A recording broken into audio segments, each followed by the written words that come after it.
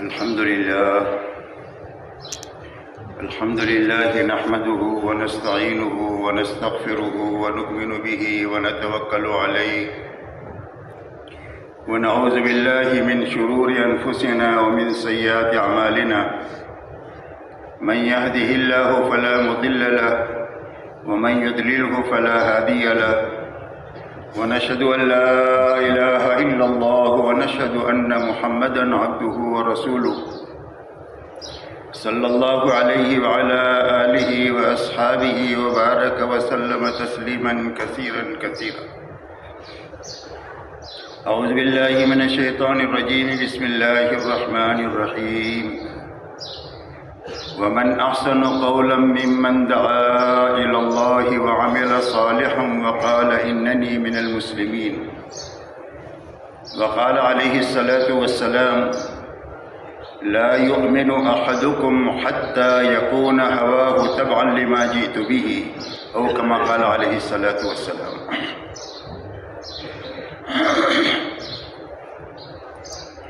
محترم بزرگوں اور دوستوں، بات کے شروع ہونے سے پہلے چند باتیں اچھی طرح ذہن نشین کر لیں تاکہ مجلس میں بیٹھنے کا پورا نفع ملے.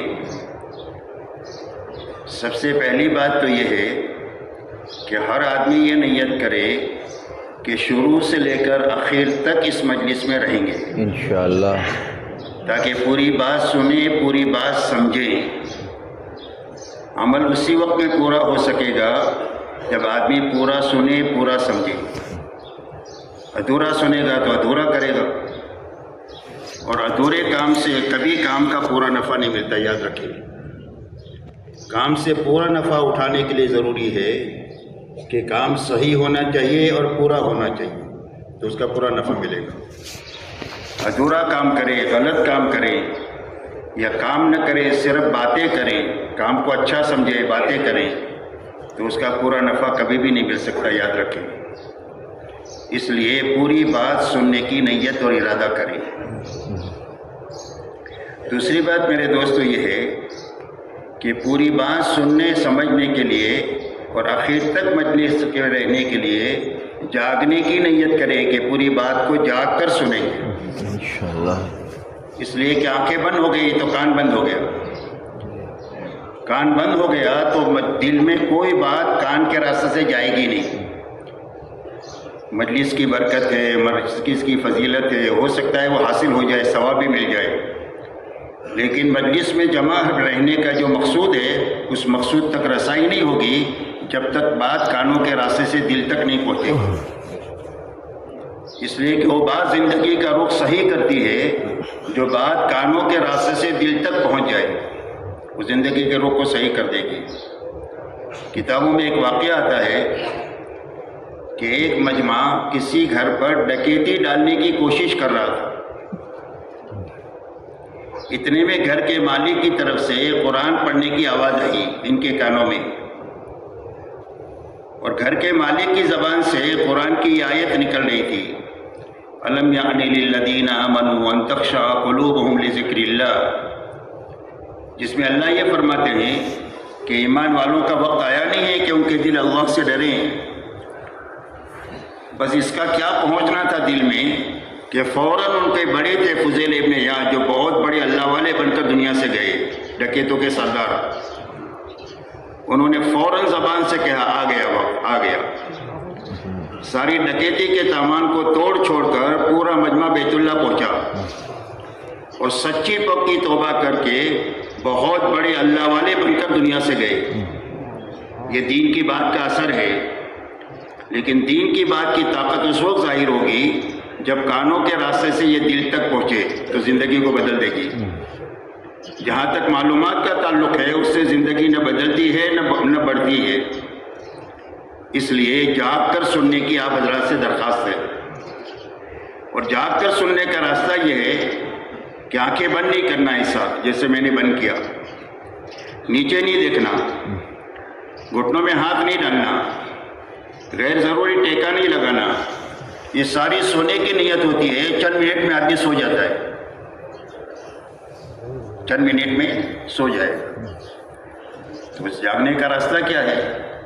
جاگنے کا راستہ یہ ہے کہ پوری مجلس جب تک ختم نہ ہو، جب تک بات کرنے والے کی طرف دیکھتے رہنا، تو نیند نہیں آئے گی۔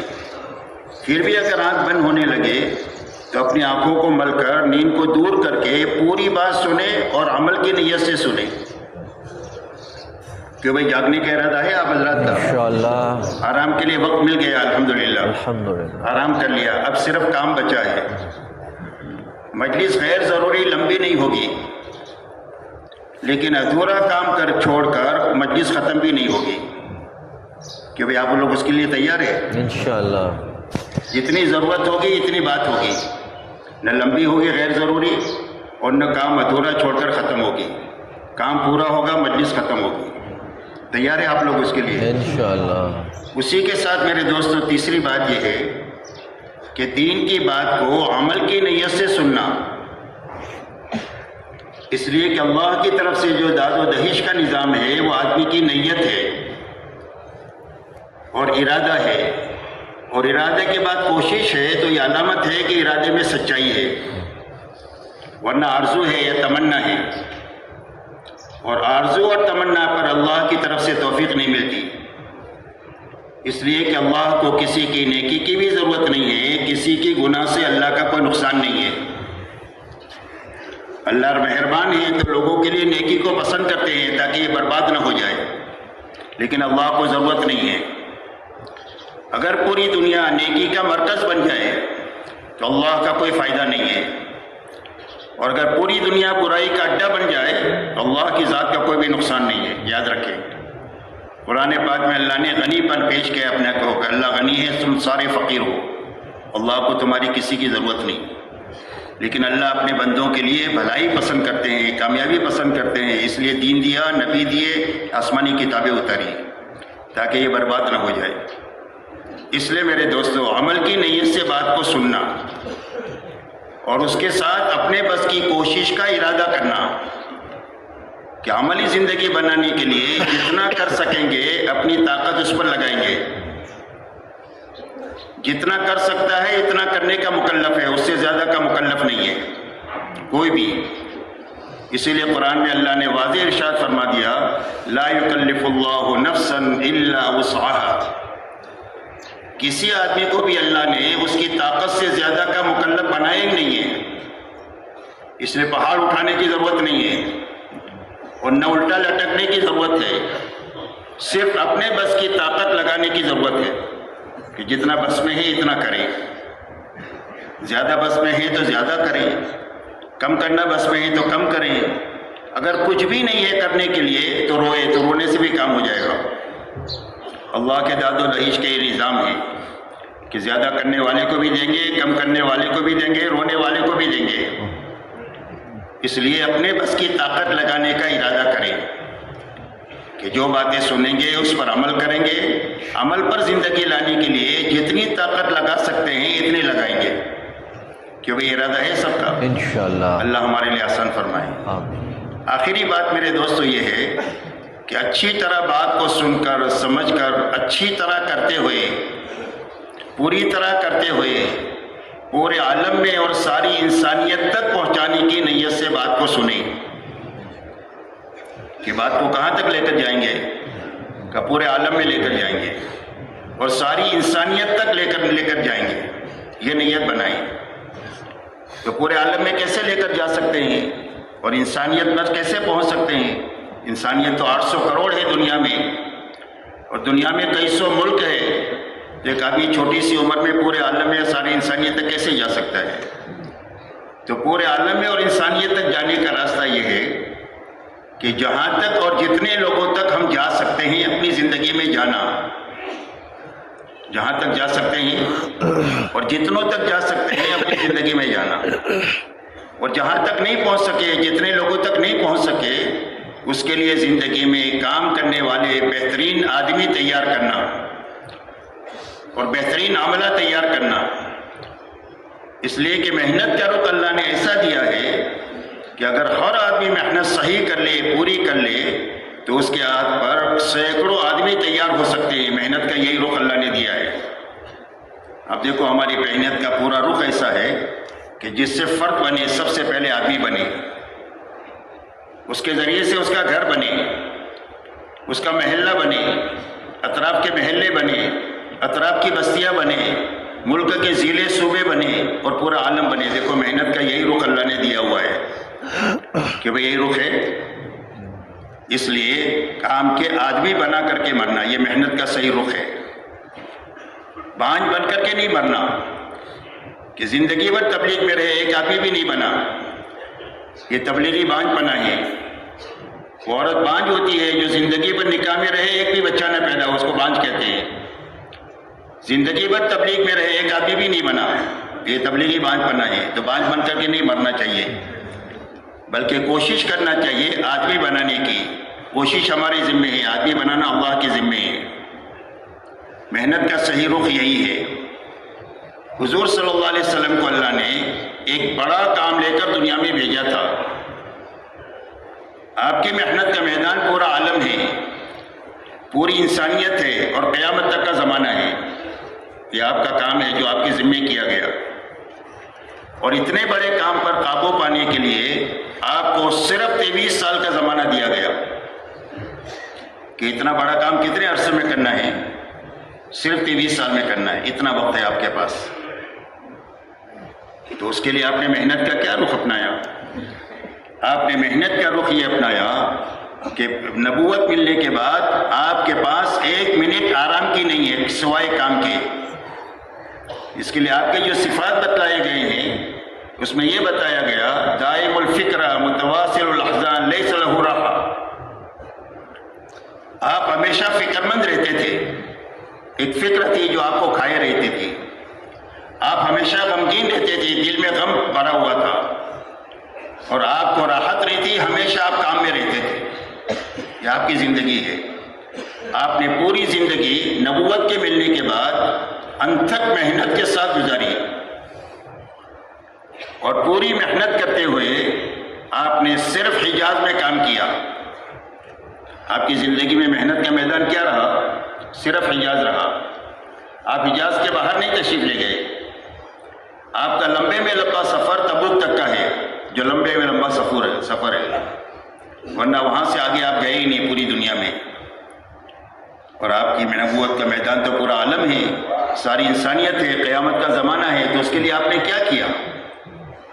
تو آپ نے انتھک محنت کرتے ہوئے آپ نے بہترین اپنا عملہ بنایا 23 سال میں۔ 23 سال میں کام کے آدمی آپ نے بنائے۔ اور علماء سے یہ سنا کہ حضور پاک صلی اللہ علیہ وسلم جب معراج میں تشریف لے گئے ہیں تو مسجد حرام سے مسجد اقصیٰ تک آپ کو لے جایا گیا، اور وہاں سارے نبیوں کی امامت آپ سے کروائی، 1.25 لاکھ نبیوں کی۔ یوں سنا علماء سے، وہی وہ فرماتے ہیں کہ آپ سے امامت کرانے کے معنی یہ تھا کہ آپ کو ایسے کام کے آدمی جو نبی ہے ایسے کام کے آدمی بنا کر ہمارے پاس آنا ہے، یہ اشارہ تھا آپ کو۔ تو آپ نے 1.25 لاکھ صحابہ کا مجمع بنایا، جس وہ مجمع آپ کی زندگی کا آئینہ تھا کہ جو محمد صلی اللہ علیہ وسلم کی زندگی ہے وہ ان کے عملے کی وہی زندگی ہے۔ اسی لیے اس عملے کا تعارف 2 چیزوں سے ہوتا ہے، فرسان بالنہار و رہبان باللیل، بسام بالنہار و بکام باللیل۔ یہ ان کا تعارف ہے صحابہ کا کہ دن کے شہ سوار ہے اور راتوں کے راہب ہے، عبادت گزار ہے۔ دن کو حشاش بشاش اللہ کے دین کا کام کرنے والے ہیں، اور راتوں کو اللہ کے سامنے بہت زیادہ رونے والے ہیں۔ آپ کا دین دعوت اور تعلیم کے لیے خدمت کے ساتھ اور اخلاق کے ساتھ، اس لیے کہ اللہ نے آپ کو معلم اور داعی بنا کر کے بھیجا تھا۔ آپ نے اپنا تعارف جو کرایا ہے کہ اللہ نے مجھے معلم بنا کر کے بھیجا ہے اور مجھے مبلغ بنا کر کے بھیجا ہے کہ جو پیغام اللہ کے پاس آئے ان کے مستحقین تک پہنچا دو، اور صرف پہنچا نہ دو بلکہ ان کو سکھاؤ کہ اس کی عملی شکل یہ ہے، اس کے اعتبار سے اپنی عملی زندگی بناؤ۔ تو آپ کو داعی اور معلم بنا کر کے بھیجا تھا۔ آپ کا دن پورا دعوت اور تعلیم کے لیے خرچ ہوتا تھا اور لوگوں کی دیکھ بھال کے ساتھ میں خرچ ہوتا تھا، اور رات کا بڑا حصہ آپ کا عبادت میں خرچ ہوتا تھا۔ آپ اتنا عبادت میں اپنے آپ کو لگاتے تھے کہ آپ کے پیروں پر ورم آ جاتا تھا۔ آپ اتنا روتے تھے اور آپ کے سینے سے ایسی آواز آتی تھی جیسے ہنڈیا کے ابلنے کی آواز آتی ہے. سانپ کا ڈسا آدمی جیسا روتا ہے ایسا آپ رات کو اللہ کے سامنے روتے تھے. یہ آپ کا دن ہے، یہ آپ کا رات ہے. اور یہی صحابہ میں منتقل ہوا آپ کے مجمع میں کہ دن کے شہسوار ہے، راتوں کے راہب ہے. دن کے حشاش بحشاش کام کرنے والے ہیں، راتوں کو اللہ کے سامنے رونے والے ہیں. یہ محنت کی صحیح شکل ہے کہ کام کو اچھی طرح سمجھا جائے، اچھی طرح کیا جائے، پوری طریقے سے کیا جائے اور اچھی طرح کرنے والے آدمی اپنی زندگی میں تیار کیے جائے. آپ نے صحابہ بنائے، صحابہ نے تابعین کا لاکھوں کا مجمع بنایا. صحابہ کے ہاتھوں تابعین کا مجمع بنا اور تابعین کے ہاتھوں تبع تابعین کا مجمع بنا. یہ کام کا صحیح رخ ہے، آدمی بنانا کام کے. پھر تبع تابعین کے بعد میں اولیاء اللہ کا سلسلہ اللہ نے چلایا. ایک ایک ولی کے ہاتھوں لاکھوں آدمی بنے دنیا میں. یوں آتا ہے کتابوں میں کہ حضرت خواجہ معین الدین چشتی اجمری رحمۃ اللہ علیہ اجمیر سے ڈھاکہ کا ایک سفر کیا جس میں 90 لاکھ لوگ ایمان میں داخل ہوئے. ایک آدمی کے ہاتھوں اتنا بڑا مجمع بنا. پھر اللہ نے محنت کا ایسا رخ عطا فرمایا کہ جو رخ آپ کی زمانے کی محنت سے بہت قریب ہے. آپ کے زمانے میں کام کا رخ یہ تھا کہ ہر ایمان والا اپنے دین کے بارے میں فکر مند تھا. جوان ہو، بوڑھا ہو، مالدار ہو، غریب ہو، مرد ہو، عورت ہو، ہر انسان کا ایک ہی فکر تھا کہ ہمارا دین محفوظ رہنا چاہیے. اس لیے کہ یہی ایک دین ہے جو قیامت تک انسانوں کو چمکانے کے لیے، کامیاب کرنے کے لیے، دوسرا کوئی دین نہیں ہے. اللہ نے فرما دیا ان الدین عند اللہ الاسلام. اور میں زندگی گزارنے کا طریقہ اللہ کے یہاں جو پسندیدہ ہے وہ صرف دین اسلام ہے. وَمَن يَبْتَغِ غَيْرَ الْإِسْلَامِ دِينًا فَلَن يُقْبَلَ مِنْهُ وَهُوَ فِي الْآخِرَةِ مِنَ الْخَاسِرِينَ. جو اسلام کے علاوہ کسی اور راستے پر چل کر آئے گا اس کی آخرت ہمیشہ کے لیے اجڑ جائے گی. کبھی وہ پنپ نہیں سکتا ہے جو اسلام کے بغیر دنیا سے آئے گا. تو ہر انسان کا ایک ہی فکر تھا کہ ہمارا دین محفوظ رہنا چاہیے اور ہمارا دین پھیلنا چاہیے، پھولنا چاہیے اور پھیلنا چاہیے اور ہر کچے پکے مکان تک پہنچنا چاہیے کہ دنیا کا ہر انسان ناکامی سے بچ کر کامیابی سے ہرکنار ہو جائے. آخرت اس کی جنت کی شکل میں بن جائے، اللہ کی رضا کی شکل میں بن جائے اور دنیا کی زندگی حیات طیبہ کی شکل میں بن جائے. ہر ایمان والے کا یہی ایک جذبہ تھا.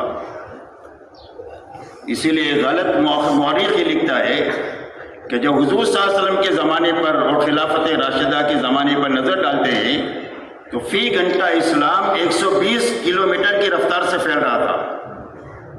فی گھنٹہ 120 کلومیٹر کی رفتار سے اسلام دنیا میں پھیل رہا تھا. اور تجزیہ اس کا وہ خود ہی یوں کرتا ہے کہ اس کی بنیادی وجہ یہ ہے کہ ہر آدمی کا ایک ہی فکر تھا کہ دین بچنا چاہیے، دین پھیلنا چاہیے، پھولنا چاہیے. دوسرا کوئی جذبہ نہیں تھا. سب کے یہی جذبے تھے. جس کے پاس طاقت ہے لگا رہا تھا، جس کے پاس طاقت نہیں ہے وہ رو رہا تھا. اور آپ نے فرمایا کہ لگانے والے بھی اللہ کے یہاں کامیاب ہے اور رونے والے بھی اللہ کے یہاں کامیاب ہے. جو کل لگانے والوں کو اللہ اکرام کریں گے، رونے والوں کا بھی اللہ وہی اکرام کریں گے. اس لیے میرے دوستو ایسا رخ اللہ نے ہمارے زمانے میں چلایا کہ سارے ایمان والے اپنے دین کے بارے میں فکر مند ہو جاوے. جیسے اتنا بڑا مجمع آیا ہوا ہے، آپ دیکھو صرف دین کے لیے آیا اور کوئی غرض نہیں ہے کہ بھائی دین کے لیے آئے، کوئی غرض ہے اور کوئی غرض نہیں، صرف دین کے لیے آئے. سارے الگ الگ مکتب فکر کے لوگ ہیں. کوئی تاجر ہے، کوئی کسان ہے، کوئی مزدور ہے، کوئی مالدار ہے، کوئی غریب ہے، کوئی جوان ہے، کوئی بوڑھا ہے، کوئی تندرست ہے، کوئی بیمار ہے. سارے جمع ہو گئے ہیں دین کے لیے. تو حضور صلی اللہ علیہ وسلم کے زمانے کا کام اللہ نے عطا فرمایا. اس لیے میرے دوستو اس کام کو اچھی طرح سمجھنا ہے. کیا کرنا ہے؟ اچھی طرح سمجھنا ہے اور اچھی طرح کرنا ہے اور اچھی طرح کرنے والے آدمی تیار کرنا ہے. تو سمجھنے کے معنی کیا ہے؟ یہ سب سے پہلے سمجھنا ہے کہ سمجھنے کے کیا معنی. ایک مرتبہ مولانا الیاس صاحب رحمۃ اللہ علیہ نے مجمع کے ساتھ بات کیا. پوچھا سمجھ میں آ گئی بات؟ تو مجمع نے کہا ہاں وہ سمجھ میں آ گئی. جیسے مجمع کی عادت ہے کہ وہ سمجھ میں آ گیا. مجمع نے کہا سمجھ میں آ گیا. تو مولانا نے یہ فرمایا کہ سمجھ میں نہیں آیا ہے، سننے میں آیا ہے. کیا آیا ہے؟ سمجھ میں نہیں آیا ہے، سننے میں آیا ہے. اور سمجھ میں آنا کس کو کہتے ہیں؟ اگر یہ سمجھنا ہے تو مسجد کے باہر چلے جاؤ اور دنیا داروں کو دیکھو جن کو دنیا سمجھ میں آ گئی ہے. کس کو دیکھو؟ دنیا داروں کو، تاجر کو، کسان کو، مزدور کو، حاکم کو، رعیت کو، ہر ایک کو سمجھو. ہر ایک کو اپنا کام سمجھ میں آیا ہے، اور ایسا کام سمجھ میں آیا ہے کہ پوری زندگی کر رہا ہے، ہر حال میں کر رہا ہے. اس کام کو کیسے کر رہا ہے؟ 3 دن کر رہا ہے، 2.5 گھنٹہ کر رہا ہے، چلہ کر رہا ہے؟ نہیں، پوری زندگی کر رہا ہے اور ہر حال میں کر رہا ہے. کوئی تعریف کرے تو کرے، کوئی گالی دے تو کرے، اس لیے کہ وہ کام سمجھ میں آ گیا ہے. اور سمجھ میں آنے کی بنیاد کیا ہے؟ فرمایا سمجھ میں آنے کی بنیاد اس کام پر یقین ہے.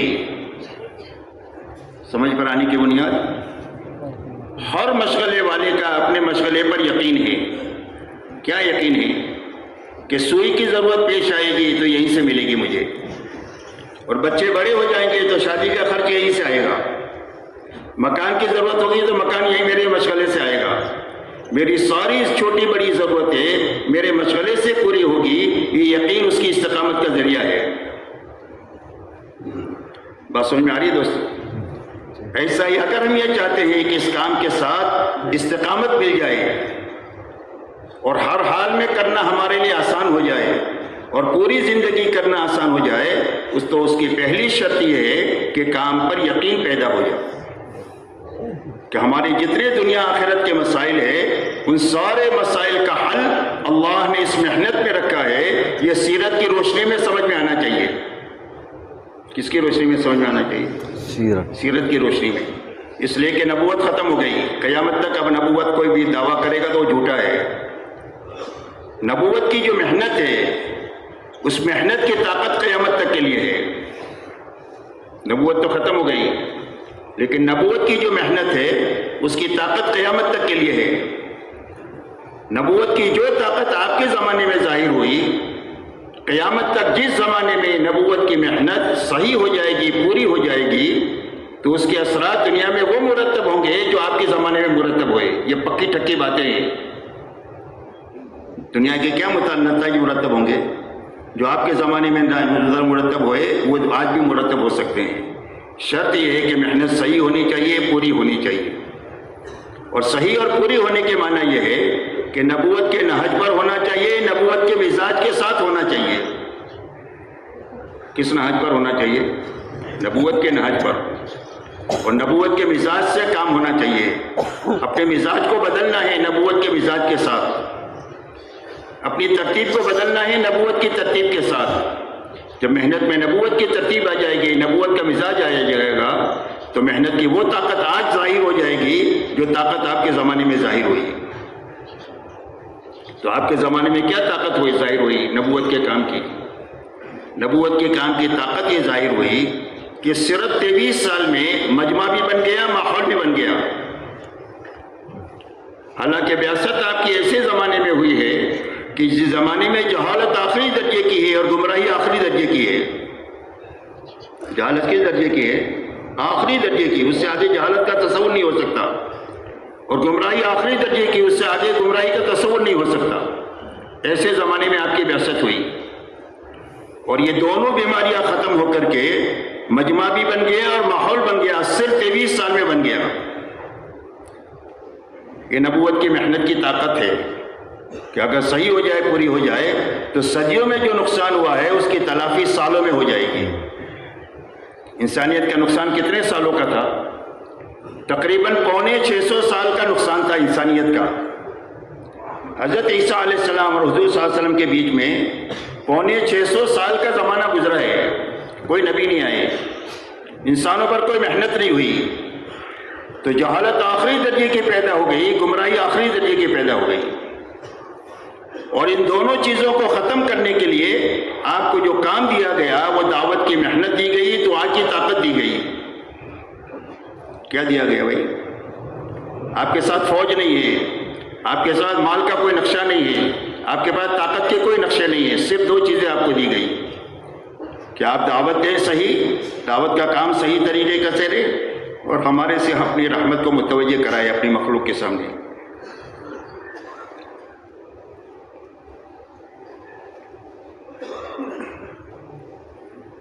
اس لیے کہ جہالت اور گمراہی یہ دونوں بہت بڑی بڑی بیماریاں ہیں. اس سے بڑی دنیا میں کوئی بیماری نہیں. کینسر سے زیادہ بڑی بیماری ہے. جس زمانے میں یہ دو بیماری عام ہو جاتی ہے، انسانیت انسان پنے سے نکل کر جانور بن جاتے ہیں. چاہے اونٹوں کا زمانہ ہو، چاہے وہ راکٹ کا زمانہ ہو، یاد رکھو زمانوں سے کوئی فرق نہیں پڑتا. صرف یہ دو جہالت اور گمراہی جس زمانے میں پیدا ہوگی اس زمانے میں انسان جانور بن جائے گا. دکھنے میں انسان ہوگا، اندر سے جانور ہوگا. اور جانور کی کیا قسم ہے؟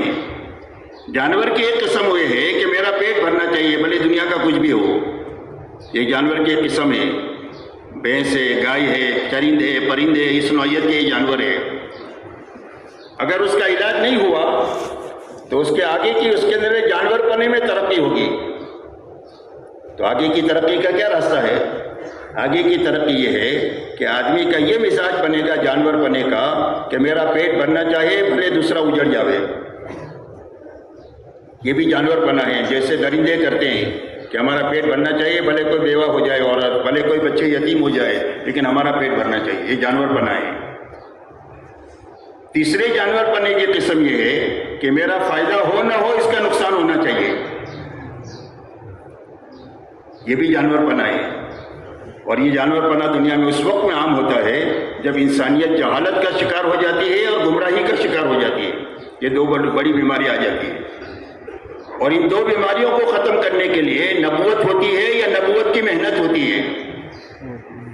اس لیے جس زمانے میں یہ دونوں بیماریاں ہوئی اس زمانے میں ان بیماریوں کو ختم کرنے کے لیے اللہ نے نبی بھیجے، رسول بھیجے، ان کے ساتھ شریعت بھیجی یا پچھلے شریعت کی تجدید کا کام ان کو دیا گیا.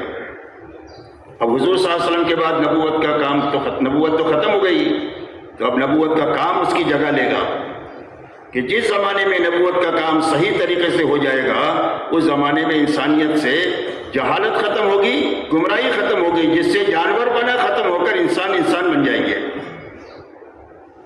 بادشاہ ہوگا تو وہ بھی انسان ہوگا اور رعیت ہے تو بھی انسان ہوگی. امیر المومنین ہیں تو وہ بڑے انسانوں کے امام ہیں. حضرت عمر بن الخطاب رضی اللہ تعالیٰ عنہ خلیفہ ہے تو ابو بکر جیسے ہیں اس مقام پر، انسانیت کے اعلیٰ مقام پر ہے صدیق اکبر رضی اللہ تعالیٰ عنہ. اور یہ عام انسان بھی انسانیت سے ہمکنار ہو گئے اس لیے کہ جہالت ختم ہو گئی، گمراہی ختم ہو گئی. اس کی بجائے علم زندہ ہو گیا اور ہدایت زندہ ہو گئی. اللہ نبیوں کو یہ دو چیزیں لے کر بھیجتے ہیں، علم اور ایمان لے کر بھیجتے ہیں. علم زندہ ہونا چاہیے اور ایمان زندہ ہونا چاہیے. اور علم صرف علم الہی کا نام ہے، یاد رکھو. علم کون سا ہے؟ علم الہی کا نام علم ہے کہ جو جبرائیل امین کے ذریعے سے نبیوں کے دلوں پر اتارا جاتا ہے وہ علم ہے. اس کے علاوہ جتنی پڑھنے پڑھانے کی چیزیں ہیں دنیا میں وہ سارے فنون ہیں، اس کا علم کے ساتھ تعلق نہیں ہے. اگر ان فنون کے ساتھ میں علم اور ایمان لگ جاتا ہے تو انسانیت کی بھلائی کا کام اس سے ہو جائے گا. اور اگر علم اور ہدایت ان فنون کے ساتھ نہیں لگتا ہے تو یہی فنون انسانوں کی تباہی کا سامان بن جائیں گے. اچھی طرح سمجھے، اللہ نے بڑا کام ہم کو زمانے میں دیا ہے تو اس کو سمجھنے کی ضرورت ہے. اس لیے میرے دوستو حضور صلی اللہ علیہ وسلم ایک محنت لے کر آئے. اگر وہ محنت زندہ ہو جائے تو اس کے دو نفع ہوں گے. ایک تو مجمع بن جائے گا اور ایک ماحول بن جائے گا. آپ کی 23 سالہ محنت سے کیا ہوا؟ یہی دو کام ہوئے. ایک تو مجمع بنا اور اس مجمع کے راستے سے ماحول بنا. ماحول آسمان سے برستا نہیں ہے اور زمین سے اگتا نہیں ہے. انسانوں کے اعمال اچھے برے ماحول کو بناتے ہیں. اس لیے آپ کی 23 سالہ محنت کے نتیجے میں ایک مجمع کام کا بنا. تو کام کا مجمع کس سے بنتا ہے یہ پہلے سمجھ لیں ساتھ ہی ساتھ میں. کام کا مجمع جو بنتا ہے وہ دو چیزوں سے بنتا ہے. ایک پورے دین سے بنتا ہے، ایک صحیح محنت سے بنتا ہے. کام کا مجمع کس سے بنتا ہے؟ ایک پورے دین سے بنتا ہے، ادھورے دین سے نہیں، پورے دین سے بنتا ہے. اور محنت کی صحیح شکل سے کام کا مجمع بنتا ہے. اور آپ کی 23 سالہ محنت کے نتیجے میں ایک جو مجمع بنا ہے اس مجمع میں یہ دو بنیادیں زندہ ہو گئی. ایک پورا دین زندہ ہو گیا، جو قرآن میں ہے وہ زندگی میں ہے۔ اللہ کی چلتی پھرتی زمین پر کتاب تھے، محنت کی وہ شکل ان میں زندہ ہو گئی جو اللہ کو پسند ہے۔ اللہ کو محنت کی کون سی شکل پسند ہے، یہ اچھی طرح سمجھنا ہے دوستو۔ اللہ کو محنت کی وہ شکل پسند ہے کہ جس میں حکم پورا کرنے کے لیے حکم اللہ کا ہوتا ہے، طریقے پر چلنے کے لیے طریقہ نبی کا ہوتا ہے، اور دونوں کی اطاعت یکساں ضروری ہے۔ اس کے بغیر دین کی تکمیل نہیں ہو سکتی کسی کی بھی، کہ اللہ کی اطاعت کی جائے، نبی کی اطاعت کی جائے، حکم میں اور طریقے میں۔ پھر اس کو دنیا میں زندہ کرنے کے لیے محنت کا ایک نظام اللہ کی طرف سے اور نبیوں کی طرف سے چلتا ہے۔ تو جو محنت کے تقاضے ہیں، ان تقاضوں کو پورا کرنے کے لیے، دین پر چلنے کے لیے، جی چاہے نہ چاہے ہر حال میں اس کے پر چلنا، اور جی چاہے کو توڑنا اور چھوڑنا، جی چاہے توڑنے چھوڑنے کے لیے، پورا کرنے کے لیے نہیں ہے۔ دنیاوی تقاضے بیچ میں آئے دین کے اور دین کی محنت کے، تو دنیاوی تقاضوں کو آگے پیچھے کرنے کا حکم ہے، اس کے توڑنے چھوڑنے کا حکم نہیں ہے۔ ایک آدمی کھانا ہونے کے باوجود ہی بھوکا مر گیا تو جہالت کی موت مرے گا، خودکشی شمار ہوگی وہ۔ اس طرح کے کھانا چھوڑنے کی اجازت نہیں ہے کسی کو بھی۔ اس لیے دنیاوی تقاضا آئے تو اس کو آگے پیچھے کرنا، یہی محنت کی صحیح شکل ہے جو اللہ کو پسند ہے۔ اسی کا نام قربانی ہے، جو ہم کہتے ہیں نا قربانی، تو قربانی ملنگ بننے کا نام نہیں ہے کہ سب کام کاج چھوڑ کر کوئی کونا پکڑ لیں گے یا بستر اٹھا لیں گے، دنیا والوں کے لیے، گھر والوں کے لیے بوجھ بن جائیں گے کہ تم کماؤ، ہم جو ہے وہ تبلیغ کریں گے، ہم بیٹھ کر اللہ اللہ کریں گے۔ اس کی شریعت میں اجازت نہیں ہے۔ نفسانیت غلط، یہ رہبانیت غلط لوگوں کا مزاج ہے، نام نہیں لیتا میں کس کا مزاج ہے، اور نفسانیت بھی غلط لوگوں کا مزاج ہے۔ نفسانیت کہتے ہیں مادہ پرستی کو، کہ آدمی کی زندگی کا مقصد پیسہ بن جائے، کہ پیسہ آنا چاہیے، حلال سے آئے حرام سے آئے، یہ نفسانیت ہے، اور یہ بھی غلط لوگوں کا مزاج ہے۔ اسلام ان دونوں کے بیچ کا صراط مستقیم ہے کہ ہر مسلمان کی گھریلو کاری زندگی ہوگی، ہر ایک کی کاروباری زندگی ہوگی، لیکن دین کے ساتھ ہوگی، دین کی محنت کے ساتھ ہوگی۔ کس کے ساتھ ہوگی؟ دین کے ساتھ، دین کی پابند، دین کی محنت کے ساتھ۔ دین میں آزادی کا کوئی تصور نہیں ہے، دین میں نہ گھریلو زندگی میں نہ کاروباری زندگی میں آزادی کا کوئی تصور نہیں ہے۔ جو آزاد ہے وہ مسلمان نہیں ہے۔ اسلام پابندی کا نام ہے، اسلام اطاعت کا نام ہے۔ اس لیے اپنے گھر کاروبار کو دین اور دین کی محنت کے ساتھ میں جوڑنا۔ زندگی کی کیا ترتیب ہونی چاہیے؟ کہ زندگی کی ترتیب یہ ہونی چاہیے کہ جب حکم آئے گا اللہ کا، یا طریقہ آئے گا نبی کا، یا محنت کا تقاضا آئے گا، تو جی چاہے گا نہیں چاہے گا ہر حال میں کام کریں گے اور حکم پورا کریں گے۔ جی چاہے کو توڑیں گے چھوڑیں گے، دنیاوی تقاضوں کو آگے پیچھے کریں گے۔ یہ محنت کی ترتیب اللہ کو پسند ہے۔ ایسا مجمع آپ کا بنا آپ کی محنت سے 23 سال میں۔ 100% صحابہ میں یہ دو چیزیں تھیں۔ قرآن کی اصطلاح میں اس کو استقامت کہتے ہیں یا نصرت کہتے ہیں، ان دونوں چیزوں کو۔ قرآن و حدیث کی اصطلاح میں کیا کہتے ہیں اس کو؟ یہ دیکھو میرے سامنے بیٹھ کر سو گئے، میں کہہ رہا تھا نا سونا نہیں۔ تبلیغ میں لوگ تو بیچارے گولیاں کھا کر کے نہیں سوتے، تبلیغ میں بیٹھے بیٹھے سو جاتے، اس لیے سونا نہیں، جاگ کر باتیں سنیں دوستو۔ بہت ضروری باتیں ہم سب کو سمجھنی ہے، میں بھی محتاج ہوں، آپ لوگ بھی محتاج ہیں، اور سمجھ کر کے کام کرنا ہے۔ صرف دیکھا دیکھی نہیں کرنا ہے، صرف پھرنے کا نام کوئی کام نہیں، یاد رکھو۔ دنیا میں پھرنے کی کمی نہیں ہے، کروڑوں لوگ پھر رہے، پھرنے کی کوئی کمی نہیں، پھرنا کوئی کام نہیں ہے، اور صحیح پھرنا بڑا کام ہے، صحیح پھرنا بڑا کام ہے۔ حضرت عبداللہ ابن رواحہ رضی اللہ تعالیٰ عنہ آدھا دن پیچھے رہ گئے جماعت سے، جماعت صبح چلی گئی، وہ آدھا دن رہ گئے کہ جمعہ کی نماز پڑھیں گے آپ کے پیچھے آپ کی مسجد میں، اس لیے کہ آپ نے اشارہ دیا تھا کہ مدینہ میں تو یہ واپس نہیں آئیں گے، وہاں کام آ جائیں گے۔ تو موقع غنیمت سمجھا کہ آدھا دن نماز پڑھ کر بھی چلا جاتا ہوں۔ آپ نے پوچھا کہ جماعت کتنی آگے نکلی؟ فرمایا اللہ کے رسول آدھا دن نکلی ہے۔ فرمایا وہ جماعت 500 سال آگے نکل گئی تمہارے سے، حالانکہ دکان کے لیے نہیں رکے تھے، بچوں کی بیماریوں کے لیے نہیں رکے تھے، صرف دین کے لیے رکے تھے۔ پھر فرمایا کہ 500 سال وہ جماعت آگے نکل گئی۔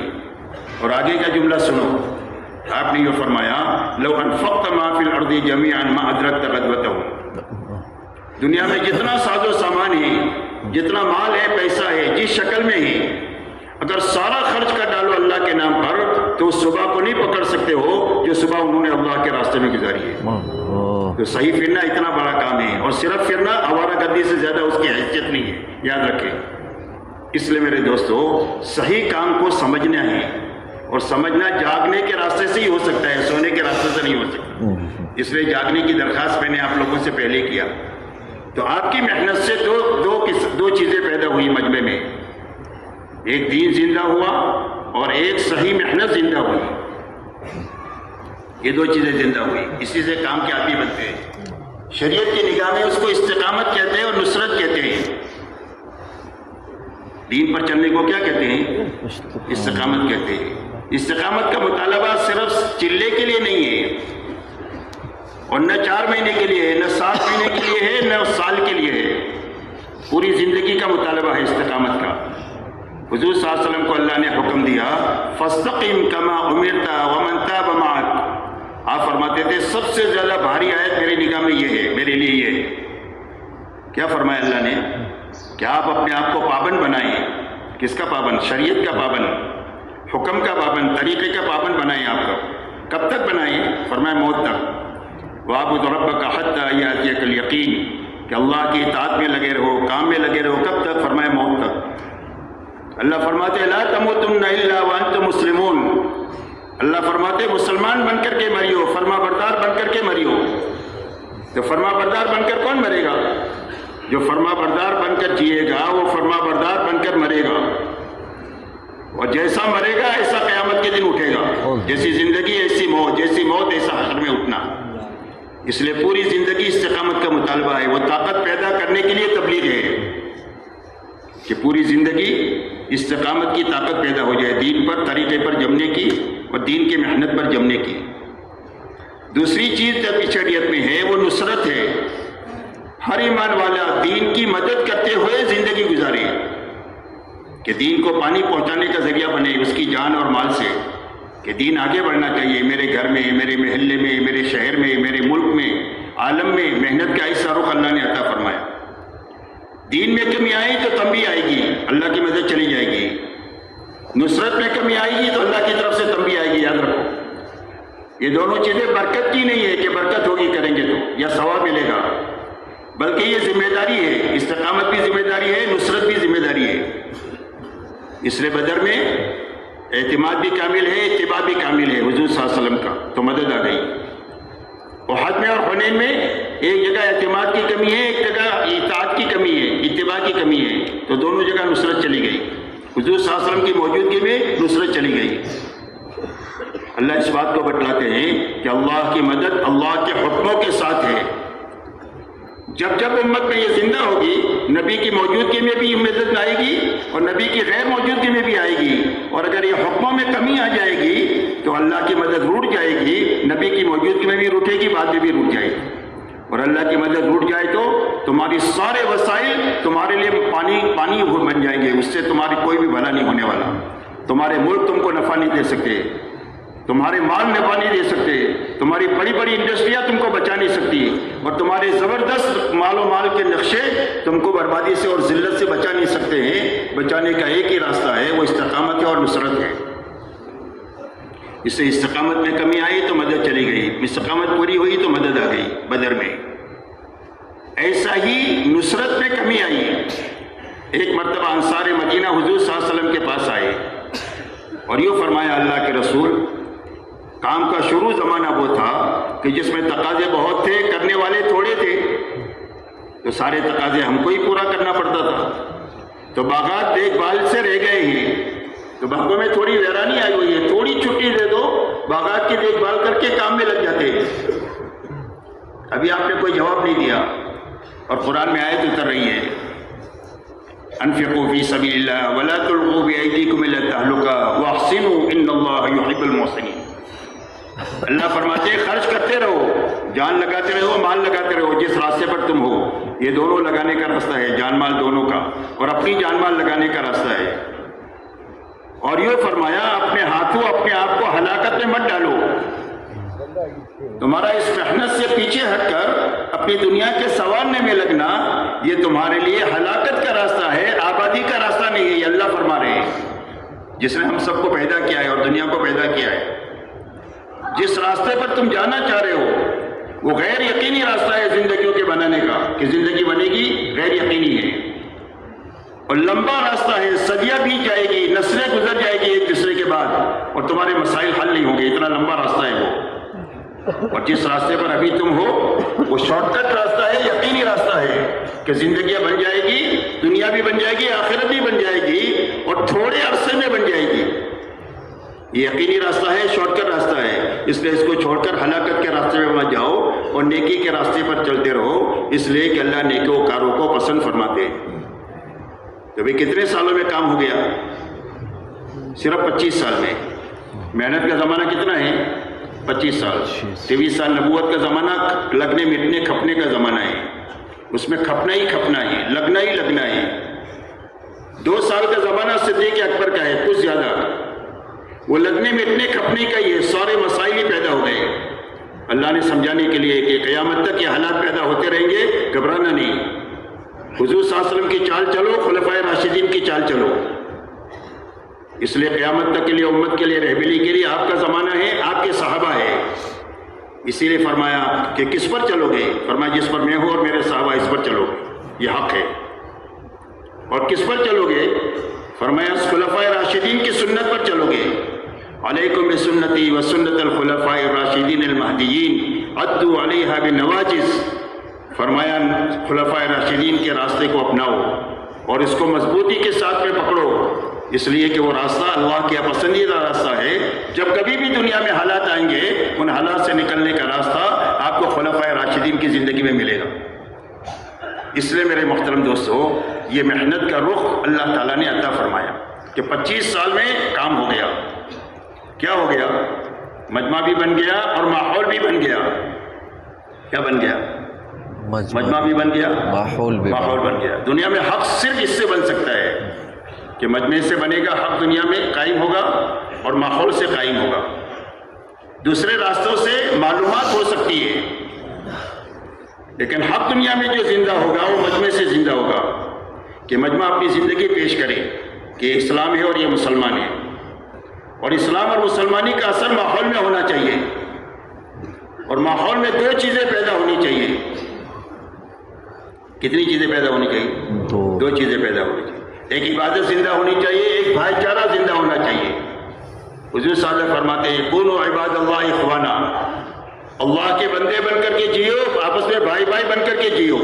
یہ 2 چیزیں زندہ ہو جائے گی تو ماحول بن جائے گا.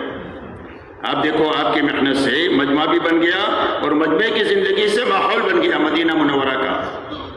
اور ایسا ماحول بنا کہ جو کوئی بھی جماعت صرف 2 ہفتے کے لیے آتی تھی, دین کی سمجھ حاصل کر کے چلی جاتی تھی. اس وقت میں جماعتیں جب جاتی تھی دنیا میں تو تشکیل کرتی تھی لوگوں کی کہ اسلام سیکھنا سمجھنا ہے تو مدینہ میں آؤ. تو مدینہ میں آتے تھے. 1 ہفتہ ان کو دین سکھانے کے لیے ایک محلے والے لے کر جاتے تھے. محلے والے دین سکھاتے ہیں. دین سیکھنے کے بعد ان کو لے کر آتے حضور صلی اللہ علیہ وسلم کے بعد. آپ ان کا امتحان لیتے.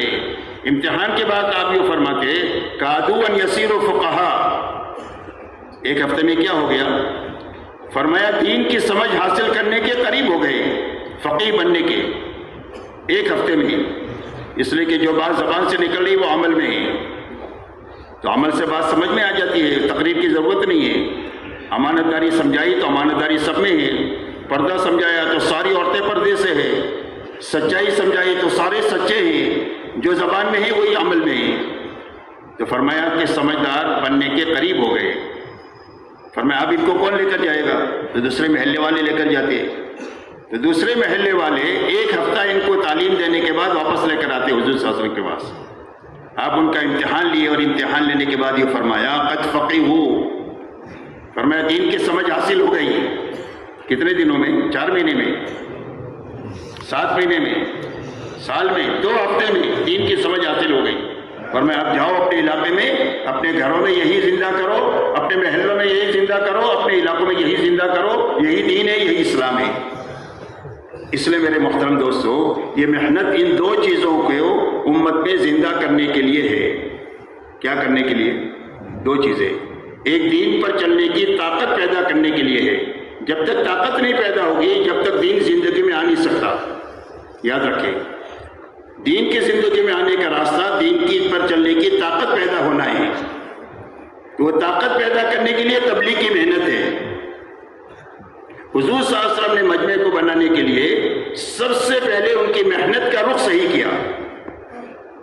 جب محنت کا رخ صحیح کیا تو زندگیوں کا رخ صحیح ہو گیا۔ زندگی کا رخ صحیح کرنا ہے تو کیا کرنا پڑے گا؟ محنت کا رخ صحیح کرنا پڑے گا۔ زمین پر محنت کرے اور کوشش کرے کہ دین آ جائے، یہ نہیں ہو سکتا۔ مخلوق پر محنت کرے اور خالق کی محبت آئے، یہ ہو نہیں سکتا۔ مال پر محنت کرے اور اعمال کی عظمت آ جائے، یہ ہو نہیں سکتا۔ سب سے پہلے محنت کا رخ صحیح کرنا پڑے گا۔ آپ نے محنت کا رخ صحیح کیا، اس لیے کہ دنیا محنت کی جگہ ہے۔ دنیا میں جتنی ترقیات آپ کو نظر آ رہی ہے یہ انسانوں کی محنت کا ثمرہ ہے۔ 100 سال پہلے اگر کہا جاتا کہ 100 سال کے بعد دنیا کا یہ نقشہ ہوگا تو کوئی بھی اس کو مانتا نہیں کہ بھائی مانتا اس کو، لیکن آج دنیا کا آپ کے سامنے ہے کہ کتنی ترقیات کے نظر آ رہی ہے آپ کو۔ تو یہ کس کا ہے؟ کس کے پیچھے کیا ہے؟ اس کے پیچھے انسانوں کی جان، مال، صلاحیت لگی ہے۔ 3 چیزیں لگی۔ انسانوں نے اپنی جان لگائی، مال لگایا، صلاحیت لگائی، تو دنیا نے اتنا ترقی کر لیا۔ حضور صلی اللہ علیہ وسلم نے مجمع اور ماحول بنانے کے لیے محنت کا رخ صحیح کر دیا تو زندگیوں کا رخ صحیح ہو گیا۔ تو آپ نے محنت کا کیا رخ صحیح کیا؟ آپ نے امت کو چند بنیادوں پر اٹھایا ہے۔ سب سے پہلی لگانے کی چیز آپ نے امت کے لیے جو طے فرمائی وہ ایمان کو سیکھنا، ایمان کو پھیلانا، یعنی دعوت اللہ میں لگانا۔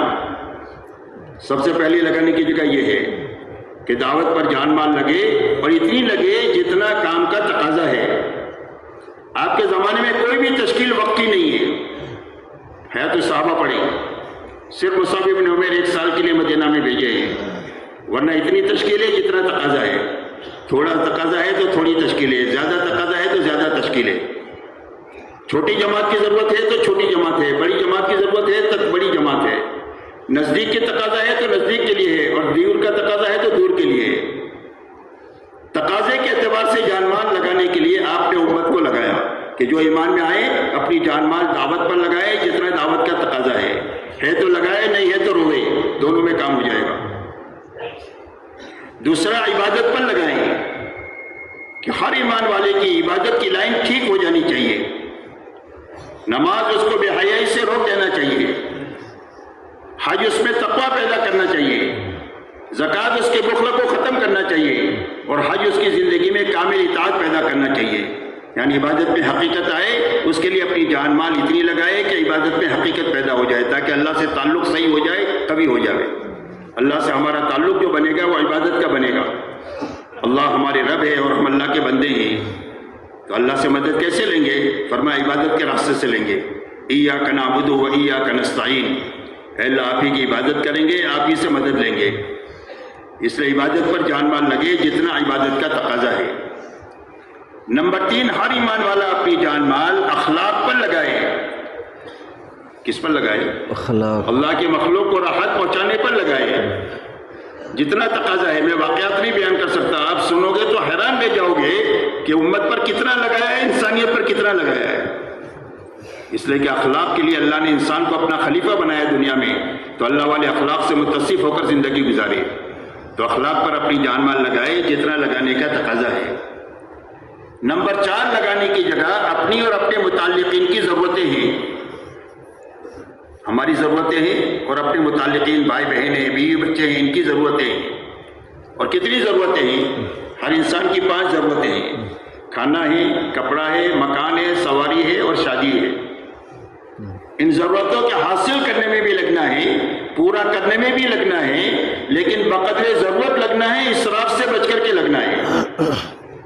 ان 3 چیزوں میں کتنا لگنا ہے؟ تقاضے کے وقت لگنا ہے، اور اس ضرورت کو حاصل اور پورا کرنے میں کتنا لگنا ہے؟ بقدر ضرورت لگنا ہے، اسراف سے بچ کر لگنا ہے۔ یہ محنت کا رخ ہے جو آپ نے قائم فرمایا۔ اور میرے دوستو یہ محنت کرو کتنا طاقتور ہے کہ اگر ایک مجمع میں زندہ ہو جائے، ہم نہیں جانتے کتنے مجمع میں زندہ ہونے سے کام ہوگا، 100 سے کام ہو جائے گا، 1000 سے ہو جائے گا، لاکھ سے ہو جائے گا، ہم نہیں جانتے، اللہ جانتے ہیں۔ لیکن جب ایک مجمع میں بنیاد محنت کی وہ زندہ ہو جائے گی جو آپ نے زندہ کیا، تو اللہ اس مجمع سے وہ کام لیں گے جو اللہ نے صحابہ سے کام لیا۔ اگر یہ تھوڑے ہیں تو اللہ اپنے لشکروں کو ان کے ساتھ کر کے زیادہ کر دیں گے، اور اللہ کے بڑے لشکر ہیں، مدد کے بھی اور پکڑنے کے بھی۔ اللہ کے پکڑنے کے لامحدود اسباب ہے اور اللہ کے انعامات کے لامحدود اسباب ہے، اسی لیے فرمایا وما یعلم جنود ربک الا ہو، تمہارے رب کے لشکروں کو تمہارے رب کے سوا کوئی نہیں جانتا ہے کہ کس سے مدد کریں گے، کس سے پکڑ کریں گے۔ تو اللہ اپنے لشکروں کو ساتھ کر کے ان کی کمی کو دور کر دیں گے، اور اگر یہ کمزور ہوں گے تو اللہ اپنی قوت ان کے ساتھ ملا کر ان کو قوی بنا دیں گے۔ یزیدکم قوۃ الی قوتکم، یہ فرمایا قرآن میں کہ میں اپنی قوت تمہاری قوت سے ملا دوں گا تو تمہاری کمزوری دور ہو جائے گی، تم دنیا کے سب سے قوی تر انسان بن جاؤ گے، دنیا کی کوئی طاقت تمہارا بال بیکار نہیں کر سکتی، اس لیے کہ اللہ اپنی قدرت اور خزانوں کے ساتھ اس کے ساتھ ہے جو اللہ کا ہے۔ من کان للہ کان اللہ لہ، جو اللہ کا ہو جاتا ہے اللہ اس کے ہو جاتے ہیں، اور اللہ جس کے ہو جائے پوری دنیا میں کوئی بھی طاقت اس کا بال بیکار نہیں سکتی ہے، اس لیے کہ اللہ اپنی تمام قدرت اور خزانوں کے ساتھ اس کے ساتھ ہے۔ اس لیے میرے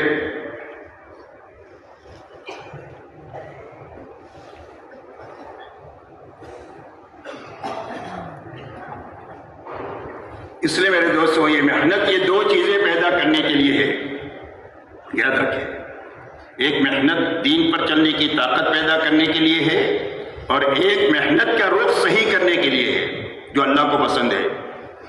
ان سے آدمی کام کا بن جائے گا، چاہے غریب ہوگا تو بھی کام کا ہے، مالدار ہے تو بھی کام کا ہے، حاکم ہے تو کام کا ہے، رعیت ہے تو کام میں ہے، اپاہج ہے تو کام کا ہے، اور تندرست ہے تو کام کا ہے۔ دو چیزوں کی وجہ سے، دین کی وجہ سے اور دین کی صحیح محنت کی وجہ سے، یہ دونوں چیزیں بنانے کے لیے تبلیغ کی محنت ہے۔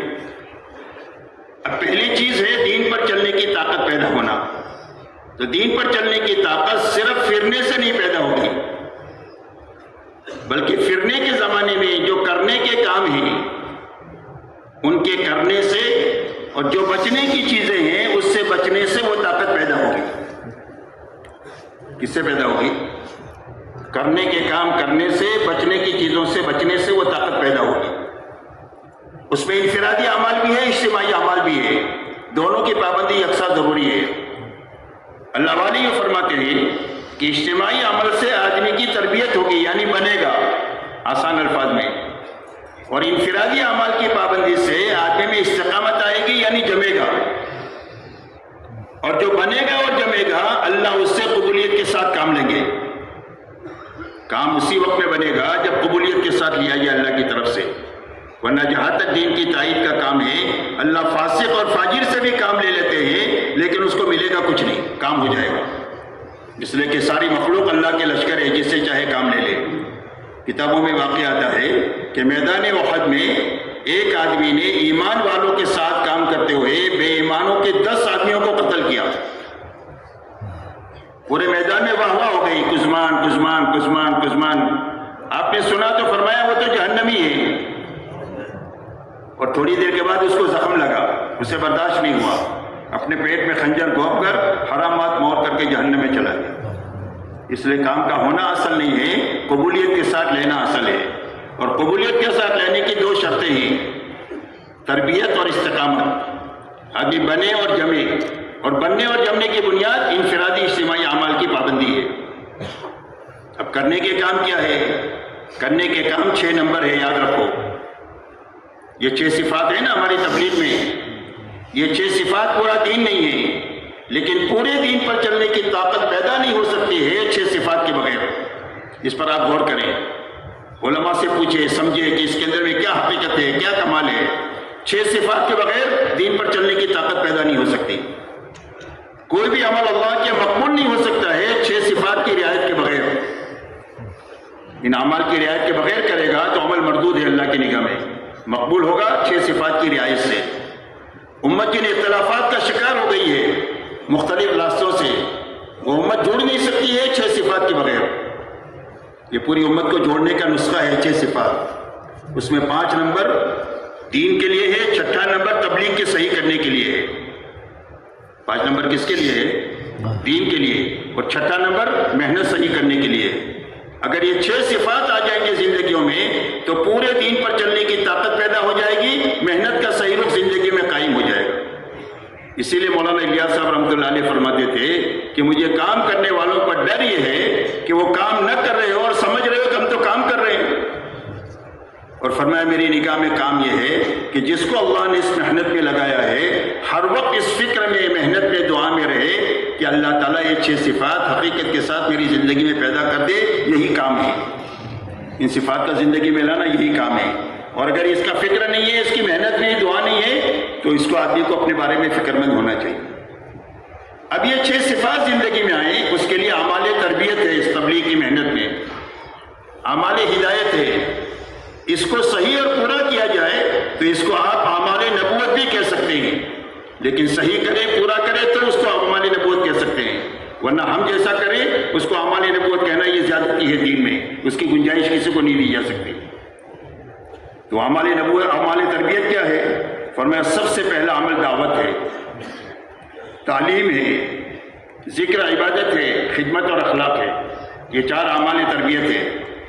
اس کی انفرادی شکل بھی ہے، اجتماعی شکل بھی ہے، وہ روانگی میں آپ اچھی طرح سمجھیں، اور پوری امت کو سمجھانے کی ضرورت ہے کہ ان اعمال کی انفرادی شکل یہ ہے، اجتماعی شکل یہ ہے، دونوں کی پابندی کے ساتھ میں ہر دن اپنا وقت لگانا، رات کو سونے سے پہلے ہر آدمی اپنا محاسبہ کرنا کہ جتنے اعمال ہیں انفرادی اجتماعی، اس کی پابندی کے ساتھ میرا دن گزرا یا اس میں کمی رہ گئی یا چھوٹا۔ اگر پورا ہوا ہے تو شکر ادا کرے اللہ کا، اللہ ہمت دے کہ 2 رکعت صلاۃ شکر پڑھے، نعمت باقی بھی رہے گی، بڑھے گی بھی۔ کمی رہ گئی ہے تو تلافی کرے، کمی رہ گئی کسی عمل کی تو اس کو تلافی کر کے سوئے، اور تلافی ممکن نہیں ہے، ایسا عمل چھوٹا ہے تو سچا پکا توبہ استغفار کر کے سوئے، اس لیے کہ جس عمل کے کرنے کی خوشی نہ ہو اور چھوٹنے کا غم نہ ہو وہ کام نہیں ہوتا، وہ کھیل ہوتا ہے، اور کھیل پر اللہ کا کوئی وعدہ نہیں ہے۔ اللہ کے وعدے سارے کام پر ہیں، کام بنے گا خوشی اور غم سے، کام بنے گا شکر اور استغفار سے۔ حضور صلی اللہ علیہ وسلم کو اللہ نے یہی 2 چیزوں کا حکم دیا جب کام پورا ہوا، شکر کا اور استغفار کا۔ اذا جاء نصر اللہ والفتح ورأيت الناس يدخلون في دين الله افواجا فسبح بحمد ربك واستغفره انه كان توابا۔ کہ اللہ کی مدد آ گئی، فتح مکہ ہو گیا، بڑا کام ہو گیا۔ شروع کے حالات آپ دیکھو کیا ہے، اور اللہ نے کیا حالات بنا دیے۔ فتح مکہ ہو گیا، اللہ کی مدد آ گئی، لوگ فوج در فوج اسلام میں داخل ہونے لگے، تو آئے ہمارے نبی آپ کیا کریں؟ فرمایا آپ 2 کام کریں، ایک اتنا بڑا کام لیا آپ سے ہم نے، اس پر آپ ہمارا شکر ادا کریں، فسبح بحمد ربک واستغفروا، اور استغفار کریں آپ۔ یہ 2 حکم دیا آپ کو، شکر کا اور استغفار کا۔ اس لیے ہر دن شکر اور استغفار کے ساتھ گزارنا، یہ پہلی بنیاد ہے، کرنا۔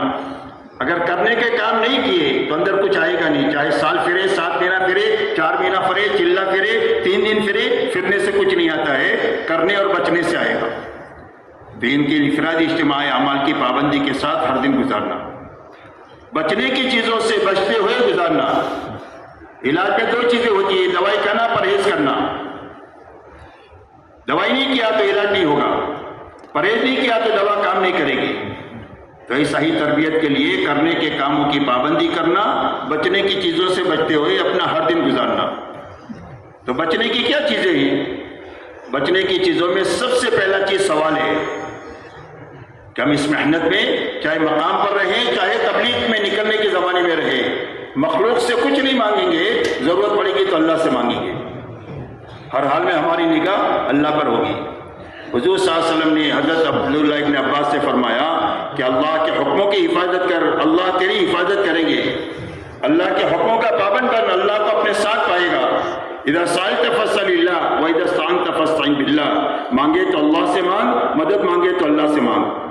مخلوق ساری جمع ہو جائے تو یہ نفع نہیں پہنچا سکتی، ساری جمع ہو جائے نقصان پہنچانے پر تو نقصان نہیں پہنچا سکتی ہے۔ تو مخلوق سے مانگنے کی ضرورت نہیں ہے، خالق سے مانگو، اللہ سے اپنا معاملہ ٹھیک کر دو۔ اس لیے سوال اللہ سے کرنا، یہ پہلی بنیاد ہے، مخلوق سے مانگنے سے بچنا۔ اشراف سے بچنا. اشراف کہتے ہیں دنیا کی چیزوں کی طرف للچائی ہوئی نگاہوں سے دیکھنا. اس لیے کہ قرآن میں اللہ نے 2 چیزوں کے دھوکے سے بچنے کا حکم دیا ہے لوگوں کو اور ایمان والوں کو. ایک دنیاوی زندگی سے بچنے کا، یہ دھوکہ دیتی ہے آدمی کو، اور ایک دھوکے باز شیطان نے اس سے بچنے کا حکم دیا کہ شیطان سے اپنے آپ کو بچا کر کے رکھو، یہ تمہارا دشمن ہے، اور دنیا کی زندگی سے اپنے آپ کو بچا کر کے رکھو، ان دونوں سے تم کو دھوکہ لگ جائے گا اور تمہاری آخرت اجڑ جائے گی اور آخرت کے راستے سے دنیا اجڑ جائے گی. اس لیے دنیا کی طرف للچائی ہوئی نگاہوں سے نہیں دیکھنا، نہ ساتھیوں کی نہ دنیا کی. دنیا کی کوئی قیمت اللہ کی نگاہ میں نہیں ہے. ایک قطرہ ہے اس کی حیثیت، اللہ نے اس کی قیمت دنیا میں قطرہ بیان کی ہے. حضور صلی اللہ علیہ وسلم نے مچھر کا پر بیان کیا ہے. پوری دنیا اپنے تمام خزانوں کے ساتھ مچھر کے پر سے زیادہ اس کی حیثیت نہیں ہے. پوری دنیا اور دنیا کی ساری طاقت کے نقشوں والے اللہ کی نگاہ میں مکڑی اور مکڑی کے جانے سے اس کا زیادہ کوئی حیثیت نہیں ہے. حضور صلی اللہ علیہ وسلم کو حکم دیا گیا لا تمدن عینیک الی ما متعنا به ازواج منهم زہرۃ الحیات الدنیا لنفتنهم فیہ ورزق ربک خیر وابقی. اے ہمارے نبی جی، جو ہم نے ان کو دیا ہے اس کی طرف آپ آنکھیں پھیلا کر نہ دیکھیں. یہ چند روزہ دنیا کی رونق ہم نے دی ہے، اور یہ تو ایمان والوں کی حفاظت کے لیے اتنا دیا ہے، ورنہ اگر یہ خطرہ نہ ہوتا کہ لوگ بچڑ جائیں گے تو ان کو اتنا دیتے کہ ان کے گھر اور دروازے جو ہے وہ سونے اور چاندی کے ہوتے. اس لیے کہ کوئی حیثیت نہیں اللہ کی نگاہ میں، مچھر سے زیادہ اس کی کوئی حیثیت نہیں، پر سے یہ ہم اتنا دیتے. اس لیے آپ کو حکم ہے کہ اس کی طرف نہ دیکھو. دنیا کے دھوکے سے نکلنے کے لیے دنیا کی للچائی ہوئی نگاہوں سے نہیں دیکھنا. اسراف سے اپنے آپ کو بچانا. اسراف اسی کو کہتے ہیں. تیسرا، اسراف سے اپنی زندگیوں کو بچانے کے لیے تبلیغ ہے. امت کا المیہ یہ نہیں ہے کہ جان مال نہیں ہے، جان مال بہت ہے امت کے پاس، لیکن اسراف زندگی میں داخل ہو گیا. اسراف کہتے ہیں ضرورت سے زیادہ جان مال لگانے کو، اور یہ اتنی بڑی مصیبت ہے جیسا آگ. اللہ والے فرماتے ہیں آگ کی جو مثال ہے وہ اسراف کی مثال ہے. آگ میں کتنا بھی لکڑی ڈالو سب کو جلا دے گی، پیٹ بھرے گا نہیں، بولے اور لاؤ. ایسا اسراف زندگی میں داخل ہو جاتا ہے تو ساری جانی والی طاقت کو کھا لیتا ہے. نہ دعوت کے لیے بچے، نہ عبادت کے لیے بچے، نہ اخلاق کے لیے بچے. بوڑھے ماں باپ کو سنبھالنے کے لیے نہیں بچتی ہے، بلکہ بیوہ بہن کو سنبھالنے کے لیے نہیں بچتی ہے. اسراف ساری جانی والی طاقت کو کھا لیتا ہے. تو تبلیغ کس لیے ہے؟ تاکہ زندگی میں سے اسراف نکلے. اس کے لیے تبلیغ ہے. اسراف کو زندگیوں سے ختم کرنے کے لیے کہ ہماری زندگی ضرورت پر آنی چاہیے، ہماری زندگی حاجت پر آنی چاہیے. اسراف سے زندگیاں پاک ہو. اسراف کہتے ہیں ضرورت سے زیادہ جان مال لگانے کو. آپ کی ضرورت آدھے گھنٹے میں پوری ہوتی ہے، 35 منٹ نہیں لگانا. 15 روپے میں ضرورت پوری ہوتی ہے، 20 روپیہ نہیں لگانا. یہ اسراف ہے. اس کے لیے زندگی میں تبلیغ میں بچنے ہوئے نکلنا. چوتھی چیز، لا یعنی سے اپنی زندگیوں کو بچانا اور نکال دینا. کچھ عادتیں ہیں غلط جو ہماری زندگی میں آ گئی ہیں، یہ غیر ضروری عادتیں بن گئی ہیں ہماری زندگیوں میں. ان عادتوں سے نکلنے کے معنی تبلیغ میں نکلنا ہے. یہ 4 چیزیں بچنے کی ہے. سوال سے بچنا ہے، اشراف سے بچنا ہے، اسراف سے بچنا ہے، لا یعنی سے بچنا ہے. کرنے اور بچنے کے ساتھ جب نکلے چلیں گے تو اللہ سب سے پہلے اس محنت کرنے والے کے دل کو بنائیں گے. کیا بنے گا؟ سب سے پہلے دل بنے گا.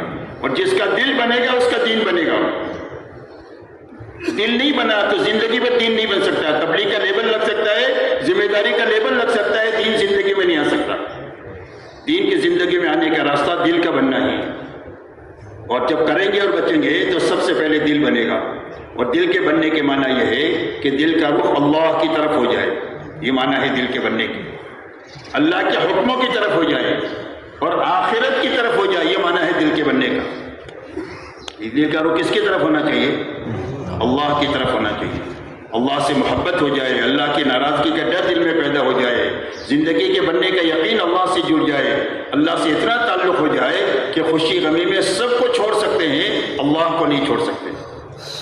خوشی غمی میں سب کو ناراض کر سکتے ہیں، اللہ کو ناراض نہیں کر سکتے. اتنا اللہ سے تعلق پیدا ہو جائے. یہ پہلی بنیاد ہے دل کے بننے کی. دوسری بننے کی بنیاد یہ ہے کہ ہمارے دلوں کا رخ اللہ کے حکموں کی طرف ہو جائے. کہ دنیا میں اقتدار کے، مال کے بڑے بڑے نقشوں کو توڑ چھوڑ سکتے ہیں، اللہ کے حکم کو نہیں توڑ سکتے. اللہ بڑے اور اللہ کا حکم بڑا. اس لیے کہ اللہ کے حکم کی جو طاقت ہے دنیا میں کسی چیز کی وہ طاقت نہیں ہے. بڑے سے بڑی چیزیں ہلاک کرنے والی اس کی جو طاقت ہے اس کی طاقت زیرو ہے اللہ کے حکم کی طاقت کے مقابلے میں. ایک مرتبہ فرشتوں نے اللہ سے پوچھا کہ اللہ آپ نے زمین پیدا کی ہے جو کروڑوں ٹن چیز کو اپنے اوپر لے کر کے جیتی ہے اس سے زیادہ طاقتور چیز آپ نے کوئی پیدا کیا؟ تو اللہ نے فرمایا پہاڑوں کو پیدا کیا جو زمین کو تھامے ہوئے ہیں اس سے زیادہ طاقتور ہے زمین سے. کہا پہاڑوں سے زیادہ طاقتور کسی چیز کو پیدا کیا؟ فرمایا لوہے کو پیدا کیا جو اس کو ذرہ ذرہ بنا دیتا ہے. لوہے سے زیادہ طاقتور کسی چیز کو پیدا کیا؟ فرمایا آگ کو پیدا کیا جو لوہے کو پانی بنا دیتا ہے. فرمایا آگ سے زیادہ کسی چیز کوئی طاقتور چیز بنائی؟ فرمایا پانی کو بنایا کہ جو آگ کو بجھا دیتا ہے آگ کے سمندروں کو. اور پانی سے زیادہ کسی چیز کو پیدا کیا طاقتور؟ فرمایا ہوا کو پیدا کیا جو بادلوں کے اندر میں پانی کو لے کر کے دنیا میں پھرتا رہتا ہے اور جہاں ہمارا حکم ہوتا ہے وہاں جا کر برستا ہے. فرمایا اس سے زیادہ کوئی طاقتور چیز بنائی؟ فرمایا اس سے زیادہ طاقتور چیز مومن کا صدقہ ہے داہنے ہاتھ سے کہ بائیں ہاتھ کو پتہ نہ چلے ان سب سے زیادہ طاقتور ہے. اس لیے میرے دوستو اللہ کے حکموں کی طرف دلوں کا رخ ہو جائے کہ دنیا میں مال کے اقتدار کے بڑے بڑے نقشوں کو توڑ چھوڑ سکتے ہیں اللہ کے حکم کو نہیں توڑ سکتے. اللہ بڑے اللہ کا حکم بڑا. تیسری بنیاد دل کے بننے کی یہ ہے کہ ہمارے دلوں کا رخ آخرت کی طرف ہو جائے کہ ہم دنیا کی راحت کو چھوڑ سکتے ہیں دنیا کی تکلیف کو برداشت کر سکتے ہیں آخرت کی راحت کو نہیں چھوڑ سکتے آخرت کی تکلیف کو برداشت نہیں کر سکتے ہیں. اس لیے ہر حال میں یہ دیکھیں کہ میری آخرت اجڑنا نہیں چاہیے میری آخرت بننا چاہیے. اسی لیے زندگی ہے کہ آخرت بنے آخرت اجڑنے سے بچے. اسی لیے اللہ نے زندگی دیا ہے. یہ تین چیزیں دل میں پیدا ہوگی تو دین پر چلنے کی طاقت پیدا ہو جائے گی. اور تین چیزیں پیدا کرنے کے لیے کرنا اور بچنا ہے. کرنے بچنے کے راستے سے یہ بنے گا صرف پھرنے سے نہیں بنے گا. بات سمجھ میں آ رہی دوستو؟ اس لیے میرے دوستو یہ تین بنیادیں زندگی میں پیدا کرے گی تو دل بنے گا. دل بنے گا تو آہستہ آہستہ پورا دین حقیقت کے ساتھ بھی آ جائے گا اور پورا بھی آ جائے گا. اور پورا آ جائے گا تو دین کی طاقت دنیا میں ظاہر ہو جائے گی. میں نے طاقت بیان کیا ایک حکم کی کہ صدقے کی یہ طاقت ہے تو پورے دین کی کیا طاقت ہے؟ پوری دنیا کی طاقتیں ساری مل کر ایک بال بیکا نہیں کر سکتی اسلام کا اور مسلمانوں کا جب اسلام حقیقت کے ساتھ زندگی میں آ جائے اور پورا آ جائے.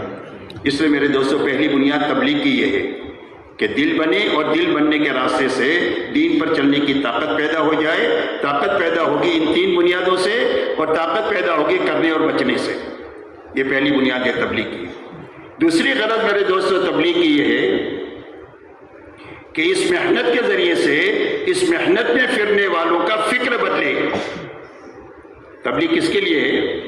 نہ کمانا چھوڑنے کے لیے ہے اور نہ خرچ چھوڑنے کے لیے ہے. نہ کمانا چھوڑنے کا حکم ہے تبلیغ میں کہ کمانا چھوڑو اور تبلیغ میں پھرو اور نہ خرچ چھوڑنے کا حکم ہے کہ بھی بچے بھوکے رہے تبلیغ میں پھرو. دونوں میں سے کسی چیز کی کا حکم نہیں ہے تبلیغ میں اور نہ اس کی کوئی تشکیل ہے. نہ کمانا چھوڑنے کا حکم ہے نہ خرچ چھوڑنے کا حکم ہے. تو تبلیغ میں کس چیز کا حکم ہے؟ تبلیغ میں اس بات کا حکم ہے کہ اس طریقے سے یہ محنت کی جائے کہ اس محنت سے محنت کرنے والے کا فکر بدلے. فکر بدلے گا تو محنت بدلے گی. آدمی کی محنت فکر کے تابع ہے. یاد رکھیں آپ بھی غور کریں اس پر تو یہ بات سمجھ میں آ جائے گی. جیسی فکر ایسی محنت. دنیا کی فکر ہے تو دنیا کی محنت غالب ہوگی زندگیوں میں. تھوڑی بہت تبلیغ کی بھی ہو جائے گی جیسے مری بکری اللہ کے نام ایسی تبلیغ ہے بھی ہماری سب کی. تو ایسی تبلیغ سے ادھورا مجمع تو تیار ہو سکتا ہے کام کا مجمع تیار نہیں ہو سکتا. یاد رکھو جب محنت صحیح ہوگی پوری ہوگی تو کام کا مجمع بن جائے گا ورنہ ادھورا مجمع تیار ہوگا. تو ادھورے مجمع سے آپ کیا کام لیتے ہیں؟ ثواب ملے گا آپ کو انشاءاللہ. رات کو اگر پہرے داری دے دیا تو بھی کام ہو جائے گا آخرت میں ہو سکتا ہے. لیکن میرے دوستو اللہ کی مدد دنیا میں آنے کے لیے یہ ضروری ہے کہ محنت صحیح ہو اور پوری ہو. سیرت میں ہم کو یہی ملتا ہے, قرآن میں یہی اسباب ہم کو ملتے ہیں, حدیث میں یہی اسباب ہم کو ملتے ہیں کہ محنت صحیح ہونی چاہیے, پوری ہونی چاہیے. اس لیے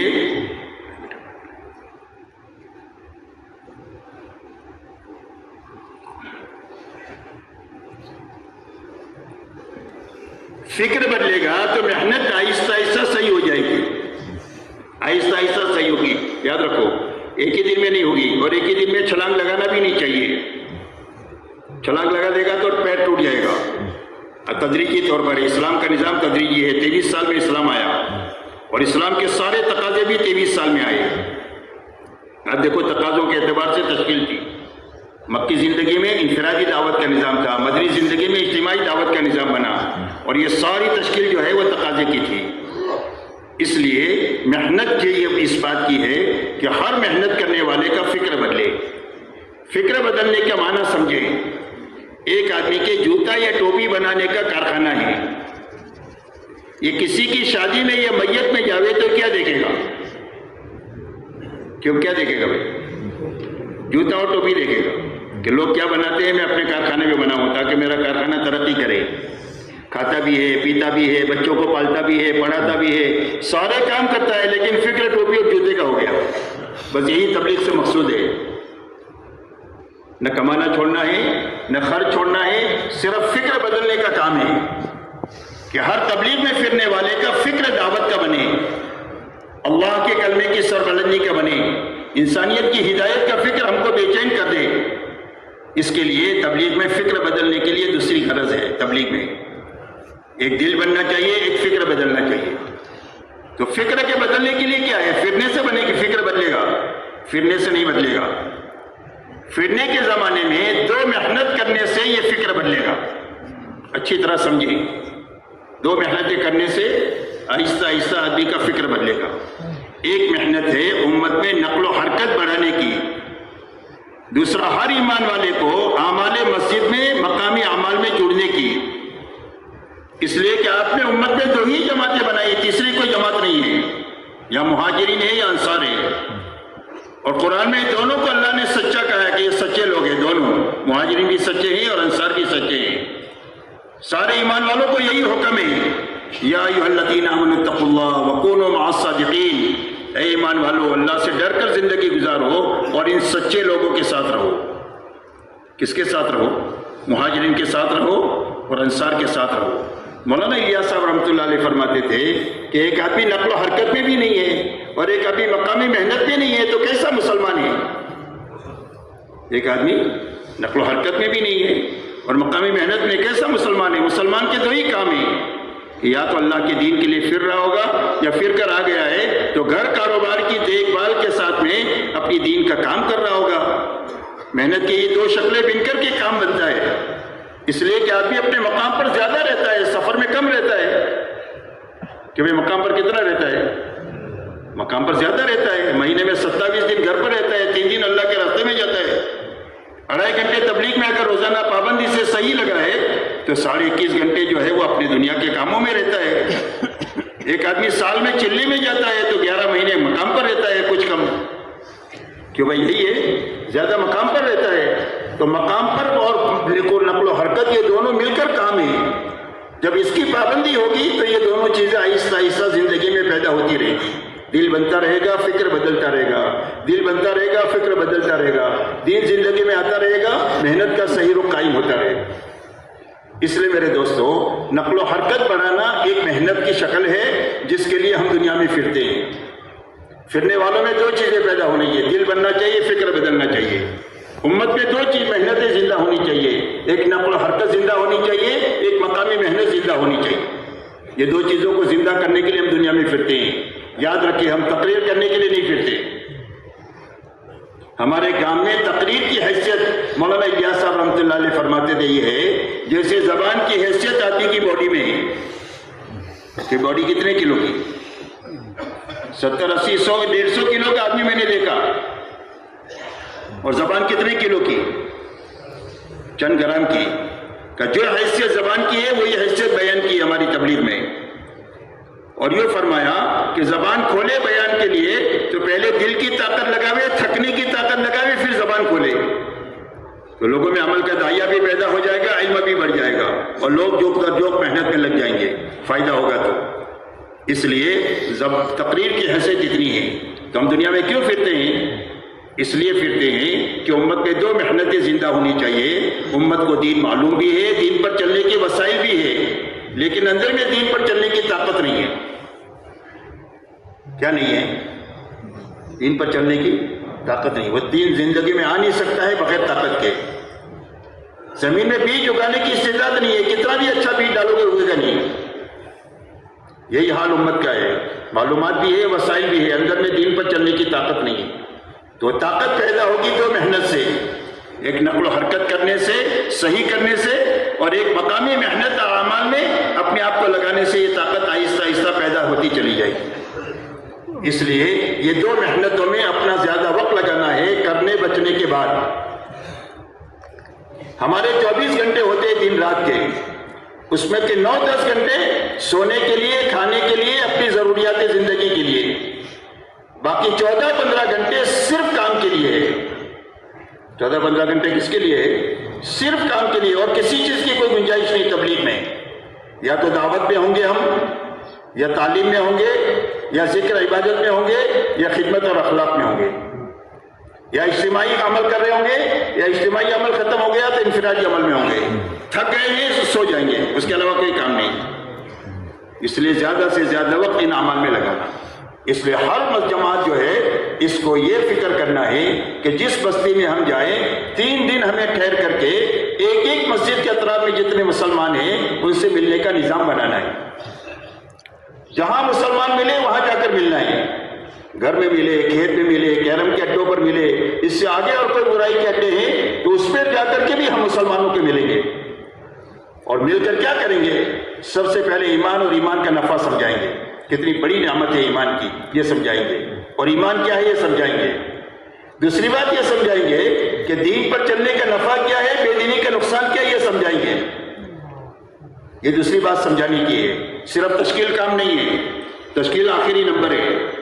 تیسری بات یہ سمجھائیں گے کہ جب حکم پورا کر دیں گے اور نافرمانی سے بچ جائیں گے تو اللہ ہماری آخرت بنا دیں گے. تو آخرت سمجھائیں کہ آخرت کی زندگی کیسی ہے, وہاں کی نعمتیں کتنی بڑی ہے, وہاں کی تکلیفیں کتنی بڑی ہے. یہ سمجھا کر اللہ کے راستے میں نکلنے کے لیے تیار کرنا.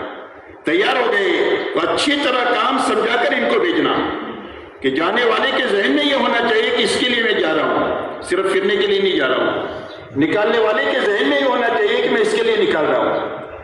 تو اس طرح لوگوں کو اللہ کے راستے میں نکلنے کے لیے 3 دن سے لے کر 4 مہینے کے لیے تیار کرنا کہ ہر آدمی اچھا 4 مہینہ ایک مرتبہ اپنی زندگی میں لگائے, پھر استعداد کے اعتبار سے, تقاضوں کے اعتبار سے محنت میں آگے بڑھتا چلا جائے. لیکن ایک مرتبہ اچھا 4 مہینہ لگانا چاہیے. اچھا 4 مہینہ یہ ہے کہ کرنے بچنے کے ساتھ لگائیں, نقل و حرکت بڑھانے کی محنت کے ساتھ لگائیں, مسجد وار جماعت نہیں ہے تو بنانے کی محنت کے ساتھ لگائیں, بنی ہوئی جماعت ہے تو اس کو کام پر لگانے کی محنت کے ساتھ لگائے, اور رات کو اللہ کے سامنے نماز دعا میں آہوزاری میں رونے کے ساتھ لگائے. یہ صحیح لگانے کے معنی یہ ہے. اس لیے نقل و حرکت بڑھانے کی محنت کرنا, اس کے لیے تھکنا. جماعت صندوق میں نہیں رکھی ہے کہ آپ تالا کھول کے نکال دیں گے کہ بھائی صندوق میں رکھیے. جماعت نکالنے کے لیے پاپڑ بیلنے پڑتے ہیں. ہمارے یہاں بولتے ہیں پاپڑ آپ کے یہاں ہوتے ہیں, اس کے بیلنے کے لیے معلوم ہے پسینہ اوپر سے نیچے تک آ جاتا ہے. تو ایسا ہی جماعت نکالنے کے لیے تھکنا پڑتا ہے. یہ آدمی کی فکر کے بدلنے کا ذریعہ ہے. جتنا گھنٹے میں یہ توحید کو بولیں گے, رسالت کو بولیں گے, آخرت کو بولیں گے, اتنا ہی ہمارا فکر بدلے گا اور جتنا لوگوں کو نکالنے کی محنت کریں گے. جو لوگ نکلنے سے رہ گئے, مصلی ہے یا جن پر ہم نے محنت کیا ہے, وہ نکلنے سے رہ گئے تو ان کا فارغ وقت ہم مانگیں گے. کیا مانگیں گے؟ ان کا فارغ وقت. ہر آدمی 8 گھنٹہ کام کرتا ہے, 8 گھنٹہ سوتا ہے. ہر آدمی کے پاس 3-4 گھنٹہ فارغ ہے. ان کا فارغ وقت ہم مانگے کہ ہم مسجد میں ہیں 3 دن کے لیے, آپ کی مسجد میں آپ اپنا فارغ وقت آپ ہمارے ساتھ لگاؤ. 10-15-20 آدمی جو فارغ آپ کا وقت آپ کے ساتھ لگائیں گے وہ کام کی سوجھ بوجھ حاصل کریں گے آپ کے ساتھ رہ کر. جماعتیں مسجد وار جماعتیں تقریر سے نہیں بنتی. آج ہمارے کام کا یہ رخ ہو گیا ہے کہ ہم مسجد میں تھوڑی دیر تقریر کرتے ہیں, پھر 5 کام گناتے ہی, اور ہم سمجھتے ہیں مسجد وار جماعت بن گئی. تو تقریر سے مسجد وار جماعت نہیں بنتی ہے. تقریر سے آپ تیرنا نہیں سکھا سکتے کسی کو ڈرائیونگ نہیں سکھا سکتے ہیں, تو تقریر سے آپ تبلیغ کیسے سکھا دیں گے؟ اس لیے ان کو محنت سے گزارنے کے لیے فارغ وقت اپنے ساتھ رکھنا. جو آپ کرتے ہوں گے اس میں آپ کے ساتھ شریک ہوں گے اسی اعمال میں, تاکہ کام کی سوجھ بوجھ آئے, کام کا نفع دیکھے. آخری دن میں ان کی تشکیل کر کے ان کو اعمال نبوت میں اور مسجد والے اعمال میں لگنے کے لیے ترتیب بھی سمجھائے, اوقات بھی سمجھائے کہ بھئی آپ مشورہ کب کریں گے, تعلیم کب کریں گے, گشت کون سے دن کریں گے، کون سی نماز کی بات کریں گے، دوسرا گشت کب کریں گے، کون سے ہفتے میں 3 دن جائیں گے. آپ نے مسجد وار جماعت بنا دیا، وہاں بیج ڈال دیا، اللہ اس کو اگائیں گے.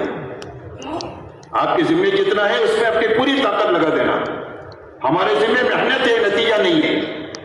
کل وہ کریں گے نہیں کریں گے، اللہ اس کو اللہ تعالیٰ دیکھیں گے. ہمارے ذمہ ہے جتنا اتنا کر لیں، اسی کا نام کام ہے. اس لیے ہر جگہ مسجد وار جماعت بنانا، اور جن مسجدوں میں مسجد وار جماعتیں ہیں تو اس میں اچھی طرح دیکھنا کہ اس جماعت کی کیا ضرورت ہے، کس لائن کی کمزوری ہے. اس لیے کہ اکثر مسجد وار جماعتیں کمزور ہیں. کہ میں غلط کہہ رہا ہوں کہ صحیح کہہ رہا ہوں؟ صحیح کہ اگر 100 آدمی تبلیغ میں لگے ہوئے ہیں، چلہ 4 مہینہ، سال 7 مہینہ لگائے ہوئے ہیں، تو اس میں سے مشکل سے 10 12 15 آدمی عملی محنت میں ہیں، باقی مجمع عملی محنت میں نہیں. کیوں میں صحیح کہہ رہا ہوں کہ غلط کہہ رہا ہوں؟ اس طریقے سے مجمع بن سکتا ہے؟ اس طریقے سے ماحول بن سکتا ہے؟ نہیں بن سکتا. یاد رکھو، ماحول کے بننے کی بنیاد اور مجمع کی بنیاد جو اس محنت میں آئے وہ جمے اور نیا مجمع آئے تو مجمع بھی بن جائے گا، ماحول بھی بن جائے گا. حضور صلی اللہ علیہ وسلم کے زمانے میں 23 سال میں کام ہونے کی وجہ یہ ہے کہ جو آیا وہ جمع، نیا مجمع آتا گیا، نیا پرانا مجمع جمتا رہا، آگے بڑھتا رہا، تو 23 سال میں کام پورا ہو گیا. اسلام میں مسلمان ہے. اس لیے ہر مسجد کی ضرورت کو سمجھنا. گشت کا نظام ہے نہیں ہے تو کیسا ہے؟ دوسرے گشت کا نظام ہے یا نہیں ہے؟ نہیں ہے تو 3 دن میں رہ کر ان کو دوسرے گشت کی بنیاد پر ڈالنا. 3 دن کی جماعتوں کے نکلنے کا نظام ہے نہیں ہے تو وقت پورا کر رہے کہ نہیں کر رہے؟ وہ وقت پورا کر رہے تو وہاں کام کر رہے ہیں کہ ایسے ہی وقت لگا کر آ رہے ہیں؟ اچھی طرح کام کو سمجھ کر کے ان کو کام کی جو کمزوری ہو اس کو دور کرنے کی فکر کرنا، محنت کرنا، دعا کرنا. سب سے پہلے فکر جاتا ہے اور سب سے پہلے فکر مرتا ہے. فکر مرے گا تو محنت مر جائے گی، محنت مر جائے گی تو دعا کی طاقت ختم ہو جائے گی. پہلے فکر جاگے گا تو محنت جاگے گی، محنت جاگے گی تو دعا کی طاقت بنے گی. یہ ترتیب ہے.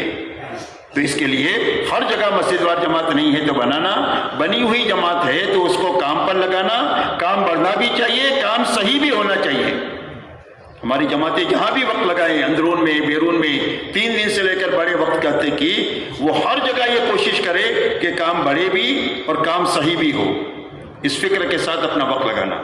بڑھنے کی شکل یہ ہے کہ مسجد وار جماعتیں نہیں ہیں تو بنی ہوئی جماعتیں ہیں تو وہ کام پر لگے، صحیح کام پر کرے اور پورا کام کرے. ان 3 بنیادوں کو سامنے رکھ کر دن بھر اپنے آپ کو تھکانا. مولانا الیاس صاحب رحمۃ اللہ علیہ فرماتے تھے کہ ہمارے کام میں مقصود تھکنا ہی ہے. کیا ہے؟ تھکنا. اتنا تھک جاوے کہ اللہ کو پیارا جاوے، کام ہو جائے گا. سوتے سوتے کام ہو جائے گا. یاد رکھو، سوتے سوتے اللہ کو اچھے لگیں گے، پیار آ جائے گا اللہ کا. جب تھک جائیں گے تو اللہ کا پیار ہماری طرف متوجہ ہو جائے گا. اس لیے فرمایا تھکنا اصل ہے. ایک جگہ فرمایا کہ اللہ تو جبل جوہد کے پیچھے ہے. اللہ کہاں ہے؟ محنت کا ایک پہاڑ ہے، اس کے پیچھے اللہ ہے. جو پہاڑ عبور کر کے نیچے اتریں گے تو اللہ مل جائیں گے. تو محنت کب کریں گے؟ جب یہ بنیادیں زندگی میں ہوگی، فکروں میں، محنت میں، دعا میں، تو تبلیغ میں اتنا کام ہے کہ سر کھجانے کی فرصت نہیں. اور اگر یہ بنیادیں نہ ہو سامنے ذہن میں اور محنت میں اور دعا میں، تو تبلیغ میں جتنا کھانا سونا آرام اللہ یعنی ہے، اتنا دنیا کے کسی دھندے میں نہیں ہے. اس طریقے سے نہ فرد بن سکتا ہے، نہ مجمع بن سکتا ہے، نہ ماحول بن سکتا ہے میرے دوست. اس لیے میرے دوستو، کام کو صحیح کرنا اور پورے کرنے کی بنیادوں پر اٹھانا ہے. اس کی بنیادوں کے ساتھ رات کو اچھا وقت لے کر، یہ آخری چیز ہے تبلیغ کی، اچھا وقت لے کر اللہ کے سامنے نماز میں، دعا میں، آہو زاری میں لگنا ہے. اس لیے کہ ہمارا پورا کام دعوت اور دعا ہے. تو کیا کریں گے؟ رات کو اچھا وقت لے کر اٹھیں گے اور اللہ کے سامنے اچھی نماز پڑھیں گے. اچھی نماز پڑھنے کے معنی لمبا قیام کریں گے، لمبا رکوع کریں گے، لمبا سجدہ کریں گے، اور اچھی نماز پڑھنے کے بعد اللہ کے سامنے آہو زاری کریں گے. حضور صلی اللہ علیہ وسلم اتنا لمبا قیام کرتے تھے کہ آپ کے پیروں پر ورم آ جاتا تھا. یہ آپ کی رات ہے، اور اللہ کی رحمت متوجہ کرانے کے لیے ایسے آنسو بہا لیتے تھے کہ جیسے ہنڈیا ابلتی ہے، ایسا آپ کے سینے سے آواز آتی تھی رونے کی. سانپ کا ڈسا آدمی روتا ہے، ایسا آپ روتے تھے امت کے لیے اور انسانیت کے لیے. اس لیے اچھی نماز میں لگنا اور دعا میں لگنا. اچھی نماز پڑھنے کے لیے بڑی بڑی صورتیں یاد کرنا، خصوصیت کے ساتھ جوان لوگ ہیں وہ بڑی بڑی صورتیں یاد کریں اور تہجد میں اس کو پڑھیں۔ ہماری نمازیں اللہ کے نبی کی نماز کے قریب ہونی چاہیے، ہماری دعا آپ کی دعا کے قریب ہونی چاہیے، قریب ہوگی جب صحیح کریں گے اور پورا کریں گے اس کو، اور دین پر محنت کریں گے تو رات کو روئیں گے۔ وہ جماعت رات کو روتی ہے جو دن میں تھکتی ہے۔ محنت کے بعد دعا کا مقام بنتا ہے، جتنی محنت بڑھی اتنی دعا بڑھی۔ حضرت ابراہیم علیہ السلام کی محنت اور قربانی بڑی ہے تو ان کی دعا کی طاقت بھی بڑی ہے، وسعت بھی بڑی ہے، کہ وہ ابراہیم علیہ السلام کیا مانگ رہے ہیں؟ جہاں ایک دانہ نہیں پیدا ہوتا وہاں پھلوں کی روزی مانگ رہے ہیں اپنی ضروریت کے لیے، کہ اللہ ان کو کیا دے؟ ان کو پھلوں کی روزی، ورزق من الثمرات، ان کو پھلوں کی روزی دے کہ دنیا میں لوگ پھل اگائیں گے، اچھے سے اچھا پھل مکہ میں جائے گا۔ ابراہیم علیہ السلام کی دعا کا اثر ہے۔ فرمایا لوگ دنیا کے ملکوں میں رہے، ان کا دل مکہ میں اٹکا رہے، یہ مانگا اللہ سے کہ لوگوں کے دل بیت اللہ کے ساتھ اور مکہ کے ساتھ اٹکا رہنا چاہیے، یہ مانگا اللہ سے۔ اور کیا مانگا؟ امت مانگی، ہم کو مانگا اللہ سے کہ اللہ مجھے ایک امت دے، اور امت میں حضور صلی اللہ علیہ وسلم جیسے نبی مانگے، اور ساری دعائیں قبول ہو گئی، اس لیے کہ محنت کے بعد کوئی دعا رد نہیں ہوتی، اور دعا بہت بڑی طاقت ہے۔ اللہ نے قرآن پاک میں نبیوں کی دعوت کی طاقت کو بیان کیا ہے اور ان کی دعا کی طاقت کو بیان کیا ہے، اس سے بڑی کوئی طاقت نہیں، اور امت کو حضور صلی اللہ علیہ وسلم نے دعا والا بنایا تھا۔ اس لیے رات کو اللہ کے سامنے آہو زاری میں لگنا، دعا کرنا، نماز پڑھنا، اس کے بعد رونا دھونا اللہ کے سامنے۔ یہ آنسو آگ کے سمندروں کو بجھانے والے ہیں۔ ہمارے مسائل کا حل تھکنے میں اور رونے میں ہے۔ اس وقت امت جن حالات میں گر گئی ہے اس سے نکلنے کا راستہ تھکنا ہے اور اللہ کے سامنے آنسو بہانا ہے۔ یہ بہت قیمتی آنسو ہے جو اللہ کے سامنے بہائے جائیں گے۔ یہ کتابوں میں ایک واقعہ آتا ہے کہ صلاح الدین ایوبی رحمۃ اللہ علیہ جب اپنی پوری زندگی کام کر کے زندگی کے آخری موڑ پر پہنچے تو معذوری بھی ہے، بیماری بھی ہے، اور چاروں طرف نظر دوڑائی تو جو طاقت ان کے ساتھ تھی وہ بھی سب کاموں میں لگے، ادھر ادھر ہو گئے، کام پورا ہو گیا تھا۔ ایسے زمانے میں ان کو اطلاع ہوئی کہ اہل باطل جمع ہوئے ہیں آپ کی مقدس جگہ کو لینے کے لیے، اور اس کے لیے بہت بڑا بحری بیڑا تیار کر کے آ رہے ہیں۔ تو انہوں نے کس کا سہارا لیا؟ انہیں نماز اور دعا کا سہارا لیا۔ چاروں طرف دیکھا کچھ نہیں ہے، تو رات کو مسجد میں جا کر پوری رات نماز میں لگائے اور اللہ کے سامنے آنسو بہائے۔ فجر کی نماز میں ایک اللہ والوں نے آ کر یہ کہا کہ صلاح الدین مطمئن ہو جا، اللہ نے تیرے آنسوؤں میں پہلے باطل کے بیڑے کو ڈبا دیا۔ اللہ تعالیٰ مدد کریں گے تو کس راستے سے کریں گے؟ اللہ کسی کے پکڑ کریں گے کس راستے سے کریں گے؟ ہم نہیں جانتے، اللہ جانتے ہیں۔ اللہ کا علم بڑا ہے، اللہ کی حکمت بڑی ہے، اور اللہ کی قدرت بڑی ہے۔ اللہ کی قدرت کو کوئی بھی چیلنج نہیں کر سکتا۔ اللہ سے بڑا کوئی نہیں ہے، اور اللہ سے بڑی کسی کی قدرت نہیں ہے، اللہ سے بڑی کسی کی حکمت نہیں ہے، اور اللہ سے بڑا کسی کا علم نہیں ہے۔ اللہ کو ساتھ لینے کا راستہ اللہ کے دین پر چلنے میں، تھکنے میں، اور دین کی محنت کرتے ہوئے تھکنے میں ہے، اور اللہ کے سامنے آنسو بہانے میں ہے۔ اس لیے میرے دوستو اپنی راتوں کو نماز اور ذکر اور دعا سے آباد کرنا، یہ ہماری محنت کی بنیادیں ہیں۔ یہی باتیں سمجھانی ہے، اپنے مقام پر یہی سمجھانی ہے۔ 3 دن سے لے کر کے اوپر تک جتنی جماعتیں جا رہی ہے ان کو یہی باتیں سمجھانی ہے، کرنا بچنا سمجھانا ہے، اس کا نفع سمجھانا ہے، جماعت نکالنے کی محنت سمجھانی ہے، اس کا نفع سمجھانا ہے، مسجد وار جماعت بنانے کی محنت سمجھانی ہے، اس کا نفع سمجھانا ہے، اس کے لیے تھکنا سمجھانا ہے، تھکنے کا نفع سمجھانا ہے، رات کو اللہ کے سامنے رونا دھونا سمجھانا ہے، واپسی میں اسی کی کارگزاری لینی ہے۔ کیا کارگزاری لینا ہے؟ اسی کی کارگزاری کہ پابندی کتنی ہوئی کرنے بچنے کی، جماعت نکالنے کی محنت کتنی ہوئی، نکلی نہیں نکلی یہ نتیجہ ہے۔ محنت پوری ہوئی نہیں نکلی تو بات نہیں، کام ہو گیا پورا۔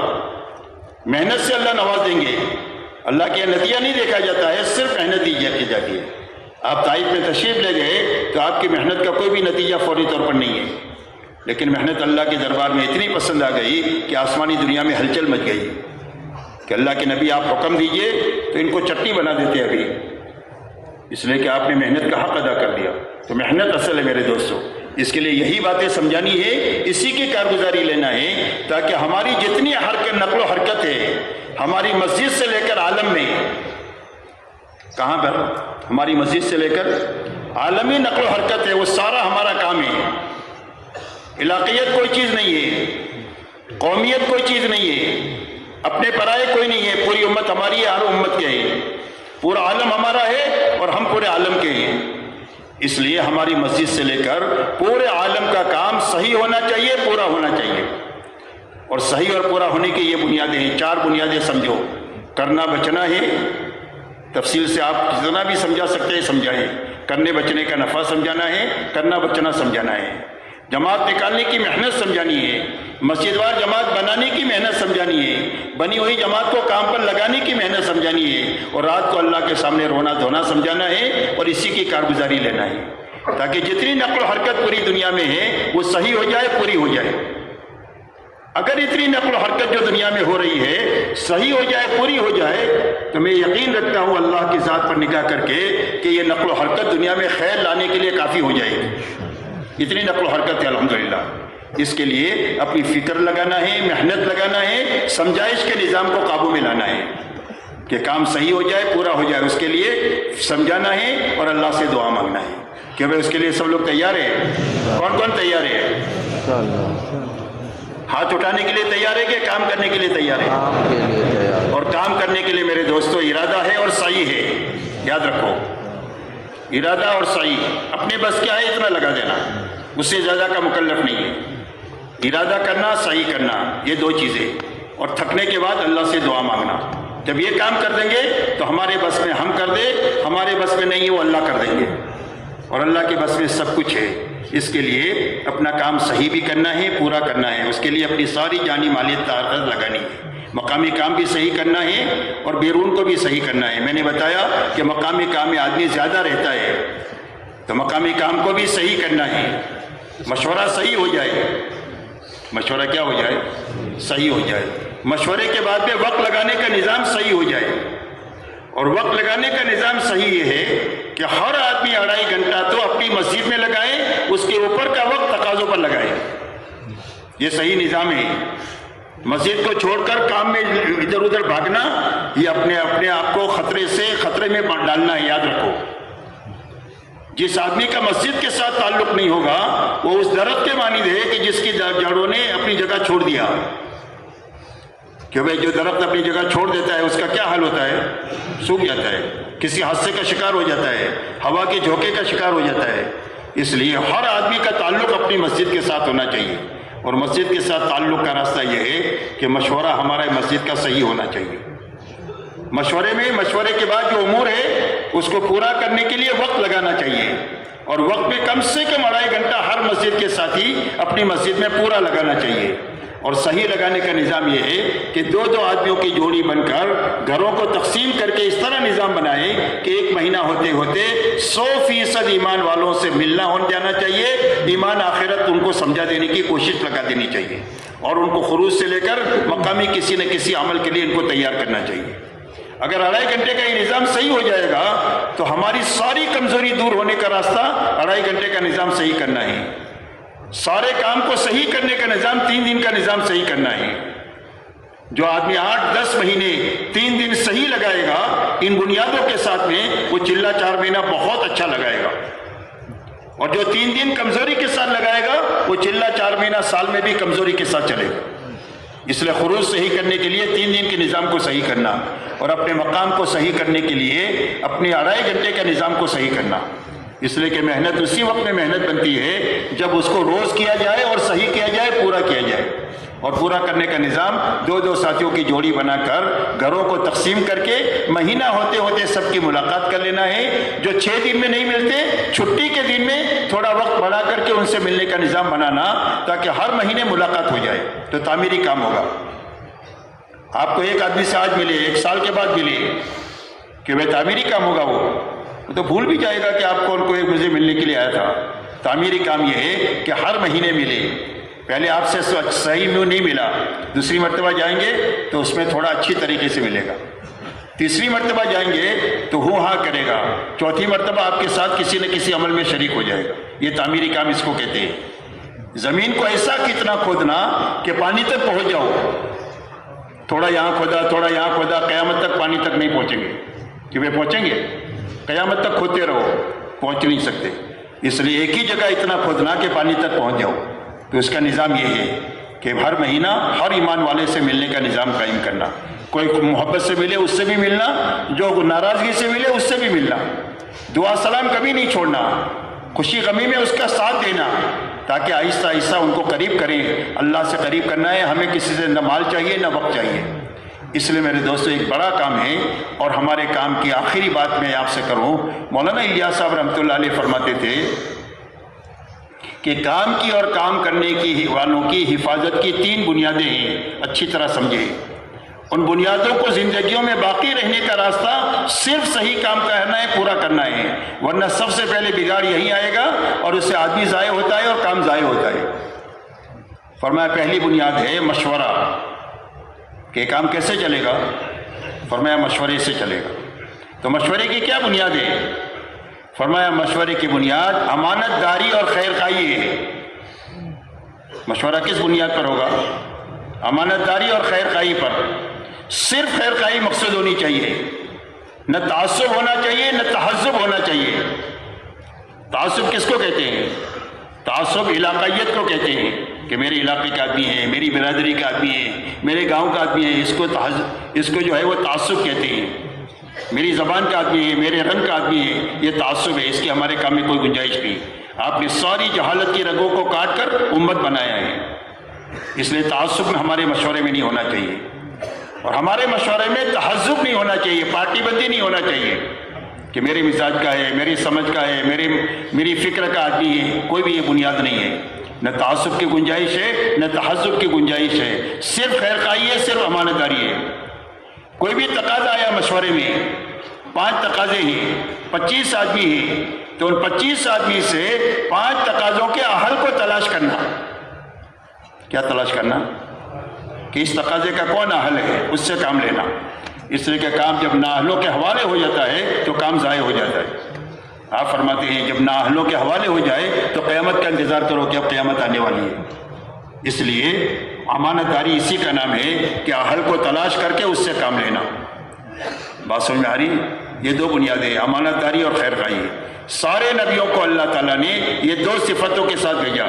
قرآن پاک میں سارے نبیوں کا اعلان ہے، انی لکم ناصح امین، میں تمہارا خیر خواہ بھی ہوں اور میں تمہارے لیے امانت دار بھی ہوں۔ کسی کی جان مال کو اپنے مفاد کے لیے نہیں استعمال کریں گے ہم۔ کس لیے استعمال کریں گے؟ صرف دعوت پر کریں گے، ایسی جگہ خرچ کرائیں گے کہ جس سے اس کی آخرت بنے، ہزاروں انسانوں کے آخرت کے بننے کا سامان بنے۔ اسی کا نام امانت داری ہے۔ کسی کی جان مال کو ہم نہ دیکھیں گے نہ اپنے لیے استعمال کریں گے، صرف اللہ کے لیے استعمال کریں گے، دین کے لیے استعمال کریں گے، جس سے اس کی آخرت بنے، ہزاروں انسانوں کے آخرت کے بننے کا سامان بنے۔ اس لیے سب سے پہلے مشورے کا نظام صحیح ہونا چاہیے۔ دوسری بات فرمائی کہ اجتماعیت ہونا چاہیے۔ جتنی مسجد کے ساتھی ہیں، حلقے کے ساتھی ہیں، ان کے دل آپس میں جڑے ہوئے ہونا چاہیے، دلوں میں تفریقہ نہیں ہونا چاہیے۔ دلوں کے توڑ کے نام تفریقہ ہے، جسموں کے جوڑنے کا نام اجتماعیت نہیں ہے، دلوں کے جوڑ کا نام اجتماعیت ہے۔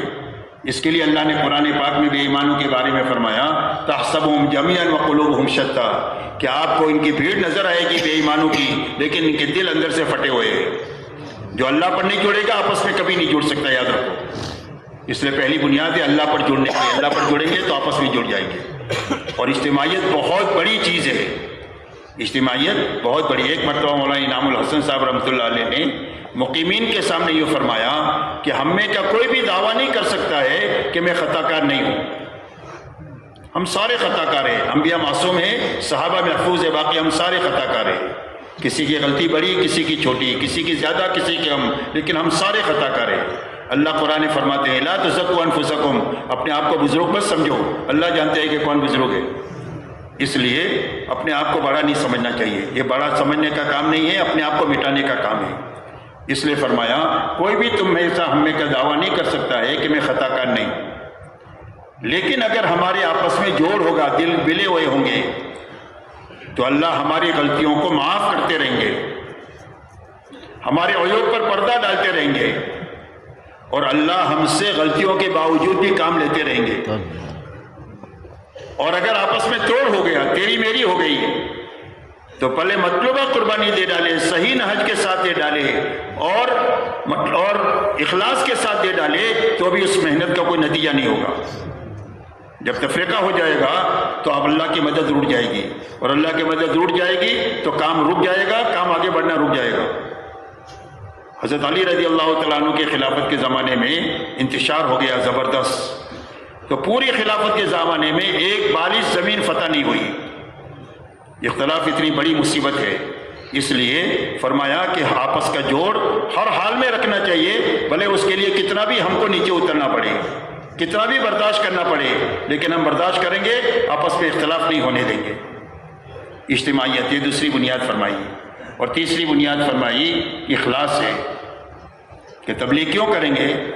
فرمایا صرف اللہ کے لیے کریں گے، آخرت کے لیے کریں گے، نہ مال کے لیے کریں گے نہ اقتدار کے لیے کریں گے۔ یہی تو بڑی بیماریاں ہیں دنیا میں۔ دنیا میں جتنا فساد ہے ان دو چیزوں کی وجہ سے ہے، کہیں مال کی وجہ سے ہے، کہیں اقتدار کی وجہ سے ہے۔ بڑا بننے کا جذبہ پیدا ہو جائے تو ہزاروں انسانوں کی جان سے کھیل لے گا، اس لیے بڑی بیماریاں ہیں، بڑا بننے کا جذبہ اور مال کا جذبہ۔ تو یہ دونوں ختم کرنے کے لیے تبلیغ ہے، اس لیے ہر آدمی کو جان مال لگانے کا حکم ہے کہ ہر آدمی اپنی جان مال اتنی لگائے کہ جان ہماری نگاہ میں بے قیمت بن جائے، کہ ہماری کوئی حیثیت نہیں۔ ہر حال میں کام کو آگے رکھیں گے، ہر حال میں دین کو آگے رکھیں گے۔ ہماری کوئی پوچھے تو بھی کریں گے، نہیں پوچھے تو بھی کریں گے، کوئی آگے بڑھائے تو بھی کریں گے، نہیں بڑھائے تو بھی کریں گے، اس لیے کہ ہم کو اللہ کے لیے کرنا ہے۔ بڑا بننے کا جذبہ ختم ہو جائے، مال کا جذبہ ختم ہو جائے۔ تبلیغ سے مال کسی حال میں ہم کو فائدہ اٹھانے کی ضرورت نہیں ہے، اور نہ ہمارے ذہن میں ہونا چاہیے۔ جب یہ دو چیزیں پیدا ہو جاتی ہیں، اللہ اور آخرت، تو اللہ اس مجمع سے کام لیتے ہیں۔ صحابہ میں یہ دو چیزیں پیدا ہو گئی کہ صرف اللہ ہم کو ملنا چاہیے اور صرف آخرت ملنی چاہیے۔ جب مال آیا ہے تو رو رہے ہیں، جب اقتدار کے نقشے قائم ہوئے ہیں تو یہ رو رہے ہیں، اقتدار کے لیے تیار نہیں ہے، کوئی جانے کے لیے، گورنری کے لیے تیار نہیں ہے، کام تو اس کے لیے کام کیا ہی نہیں ہے۔ اللہ نے ایسے لوگوں سے دنیا کی امامت کا اور دنیا کی ہدایت کا کام لیا ہے، اور یہ چیزیں پیدا کرنے کے لیے اللہ نے عظیم محنت عطا فرمائی ہے۔ اگر صحیح کر لیں گے، پوری کر لیں گے تو اللہ کام کے ہم سب کو بنا دیں گے، اس لیے کہ اللہ کو اپنے بندوں سے بہت پیار ہے، اور وہ پیار اس وقت میں ہوگا جب ہم ارادہ کریں گے، اپنے بس کی طاقت لگائیں گے، اور جب صحیح کر لیں گے تو اللہ اس کا نفع دکھا دیں گے۔ گٹلی آپ نے زمین میں صحیح رکھی تو اللہ اس کا اگا دیں گے، 5 میٹر نیچے ڈال دیے تو نہیں اگے گی، قدرت کے باوجود نہیں اگے گی۔ آپ زمین پر پھینک کر آئے تو نہیں اگے گی۔ آپ نے نطفہ غلط جگہ پر رکھ دیا تو انسان نہیں بنے گا، صحیح جگہ پر نطفہ رکھا ہے تو اللہ انسان نہیں، خاندان بنا دیں گے۔ اللہ کی بڑی شان ہے، اور اللہ کی سنتیں ہیں، جب سنت پوری ہو جاتی ہے تو اللہ کی مدد ساتھ ہو جاتی ہے، اور اللہ کی سنت میں کوئی تبدیلی نہیں ہوتی۔ اس لیے میرے دوستو، ہم کو دھوکے سے نکلنا ہے، اور ہم کو کام صحیح کرنے کی اور پورا کرنے کے لیے ارادہ کرنا ہے، اور اپنے بس کی طاقت لگانی ہے، اور اللہ سے مانگنا ہے کہ اللہ ہم سب کو محرومی سے بچاتے ہوئے اللہ ہم سے بھی کام لے، اور پوری امت کو اللہ تعالیٰ جس مقصد کے لیے اللہ نے وجود دیا ہے اس مقصد پر اللہ پوری امت کو قائم فرمائے۔ کہ بھائی اس کے لیے کریں گے سب، اس کے لیے آپس میں جو تشکیلیں ہیں اس کو آپ ہمت سے اس کو لکھائیں بھی، بتائیں بھی، جو ترتیب آگے کی ہے، جو باتیں مجھے کہنی تھی وہ میں نے پوری کر دیا ہوں۔ اللہ اس میں برکت دے، مجھے عمل کی توفیق عطا فرمائیں، اور پورے مجمع کو عطا فرمائیں، اور اس کام کو صحیح اور پورا عالمی طور پر اللہ تعالیٰ فرما دے اپنی قدرت کاملہ سے۔ اب جو تشکیل ہو کر لیں۔